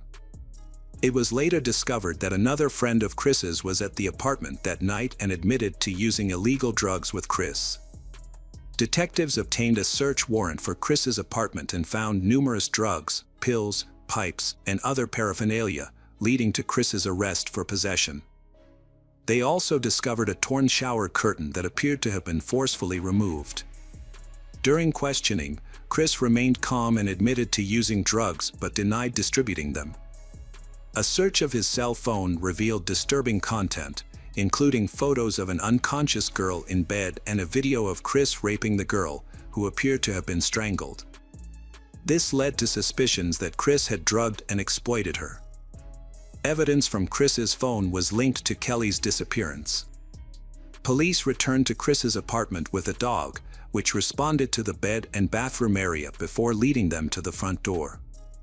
The dog then guided police to Chris's car in the parking lot and to a nearby dumpster. The investigation reached a critical stage when investigators believed Kelly had been murdered. Kelly's boyfriend, Chris, became the prime suspect, as evidence suggested he was the last person to see her alive. It is believed that he spent time with Kelly in his apartment before secretly moving her body into his car, a plan that would have escaped the building's 28 surveillance cameras. During the investigation, police analyzed Chris's computer and discovered child pornography. This led to Chris being charged with possession of the images, but he was released on bail and is awaiting trial. The investigation continues as authorities attempt to find Kelly's body and gather enough evidence to build a stronger case against Chris. It should be noted that Chris had claimed to be in a long-term relationship with a woman, and investigators quickly began gathering information about that woman. The investigation uncovered the identity of a woman named Megan, with whom Chris had been secretly in a 3-year relationship, unbeknownst to Kelly, similar to the relationship he had with Kelly. Police came to interview Megan and showed her photos of Chris' apartment. After a thorough inspection, Megan found several items missing, including a shower curtain in the bathroom, a rug, several towels, and the large golf bag that was usually kept in the bedroom. Detectives believe Kelly could fit in the large bag Megan reported missing. After examining the building's entrances and exits, police found a side path that Chris could have taken to get to his car without being seen by surveillance cameras. Reviewing footage from the parking lot cameras, Chris was seen arriving at the house with the large bag, which he placed in the trunk of his car. At 10:06 a.m. on October 11th, Chris left the house in his car. Just 2 minutes later, at 10:08 a.m., Kelly's phone lost connection at the same location. Over the next 8 hours, footage captured Chris making multiple trips between his home and his car, loading up on belongings, before leaving for good at 6:16 p.m. Chris did not return home until the next day. When investigators asked him what he had been doing the previous day, he said he was moving his summer sports gear to his mother's house. However, no one found this explanation credible. Chris was supposed to meet Megan at 7:30 that evening, but he arrived more than an hour late. Detectives suspected that he was looking for a place to dispose of Kelly's body, which would explain his delay. Unfortunately, they were unable to track his movements because his phone had been turned off since the morning. As an IT expert, Chris would have known that his phone records could be used to track him. Megan reported that Chris seemed very strange that night. He appeared restless and anxious, and he said that his phone was not working, which was why he was late. After the date, Megan and Chris went to Megan's apartment, where they spent the night. According to Megan, Chris was extremely stressed, had not slept at all. and was sweating so much that she had to change the sheets in the morning. Investigators believe that Chris was worried because he still had Kelly's body in the trunk of his car and was afraid of being discovered. He was trying to find a place to hide her body. On the morning of October 12th, Chris said goodbye to Megan and left after trying to convince her to temporarily move to Denver, but she refused. Police tracked Chris's location history using his car's GPS, which led them to a cheese shop called Cheese House, 80 miles from Milwaukee. However, it seemed unlikely that Chris would have driven that far just to buy cheese. Chris claimed that he had bought cheese for his parents, presenting a receipt for the cheese at 9:55 a.m. on October 12th, which his parents confirmed. However, the police found it difficult to believe Chris's story, as the same cheese could easily be purchased at a nearby supermarket. They suspected that Chris might have dumped Kelly's body in the area around the cheese store. Further investigation revealed that on his way back, Chris stopped at a sports store and bought new sneakers that afternoon. Detectives suspected that Chris had deliberately discarded his old shoes, possibly to avoid leaving blood or footprints that could be linked to the crime scene. It appeared that he had carefully planned to destroy evidence and create an alibi for himself. Chris, with his analytical mind, had tried to commit the perfect crime.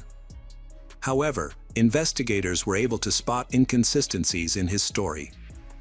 Notably, it took him over 2 hours to travel from the cheese house to the sports store, a distance of about 80 kilometers, when it would normally take only an hour. This significant time difference suggests that Chris spent an additional hour on another activity, possibly hiding the body. Police speculate that he may have dumped the body along the way. However, the exact location of the body remains unknown. With a large search area spanning 50 miles, finding the body proved to be a huge challenge. A roadside search eventually led to a discovery. In a wooded area approximately 37 miles from the city, a local resident found human remains while walking. Upon discovery, the resident immediately contacted the sheriff's office. Dental records confirmed the remains were those of Kelly Dwyer. This discovery finally ended Kelly's parents' long and agonizing search for their daughter. The next step was to secure justice by determining the exact cause of her death. Based on available information, the medical examiner believed she may have been strangled but not forcefully enough to fracture the hyoid bone. There was no direct evidence at the scene where Kelly's body was discovered, such as torn curtains, mats, towels, or bags. However, the position of the skeleton provided valuable insight. The body was found face down, with one arm trapped underneath and the legs bent in a way that suggested it had been hidden for some time after death. This finding further supported the theory that Kelly's body had been hidden in a golf bag. As evidenced by footage of Chris holding the bag and driving into the area where the body was discovered. While these findings were compelling, they were circumstantial and did not directly implicate Chris in Kelly's murder. Ultimately, it took 5 years for Chris to be formally charged in connection with Kelly's disappearance. The charges against him were manslaughter and concealment of a body, as investigators lacked specific evidence to prove intent. Theorizing about the events of that night, detectives speculated that Chris and Kelly had become intimate, but Chris got carried away with strangulation, leading to Kelly's death. The investigation revealed that Chris then ripped off the shower curtain, removed the rug and towels, wrapped Kelly's body, placed it in a bag, thoroughly cleaned the house, and disposed of it. Throughout the ordeal, Chris maintained his innocence in Kelly's murder. Key evidence was presented at Chris's trial, including CCTV footage, cell phone video of the strangulation, and the search of his apartment by a dog. Megan, who testified against Chris, reported that he was extremely anxious on the day of the incident and was late for a meeting. Additionally, Chris's former girlfriends took the stand, expressing their concerns about his unhealthy obsession with strangulation and rough sex, which had frightened them. The defense countered that there was no direct evidence linking Chris to the crime and that the prosecution's case was based on speculation and conjecture. Chris had a clean record before the drug possession incident and was a successful IT professional with a stable job. The defense argued that Chris was incapable of murder. However, it was discovered that not all the CCTV footage had been saved, casting doubt on the prosecution's conclusion that Kelly had not left Chris's house. The defense presented a witness who claimed to have seen a girl resembling Kelly in another man's car the weekend after she went missing. Although the witness had previously seen Kelly on TV as a missing person, he was not 100% sure it was her. The defense offered an alternative explanation for Kelly's disappearance, suggesting that she may have left Chris's apartment safely but was later caught by one of her new boyfriends. The defense also questioned the reliability of the police dog during the investigation. Since the dog's reaction was not captured on video, its alert was based solely on the police officer's subjective interpretation. In response, the prosecution argued that the investigation using the sniffer dog was conducted objectively and transparently, with multiple police officers present and agreeing on the results. Ultimately, the prosecution convinced the jury that Chris was responsible for the murder. With no other obvious suspects, the prosecution argued that Chris had planned and executed the crime carefully, deliberately destroying evidence to cover his tracks. After lengthy deliberations, the jury found Chris guilty of first-degree manslaughter and concealing a body. The Kelly family and the prosecution had asked for the maximum sentence of 48 years, while the defense asked for a reduced sentence of 22 years. In December 2018, Chris Sacco, then 43, was sentenced to 31 years in prison, including 26 years for manslaughter and 5 years for concealing a body.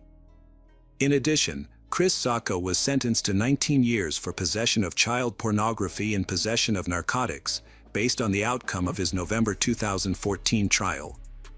Chris Sacco is currently serving his sentence at the Green Bay Correctional Facility in Wisconsin. He will be eligible for parole in 2065, when he turns 93, essentially making his sentence a life sentence. Chris Sacco was unhappy with the sentence and attempted to appeal, but his appeal was rejected.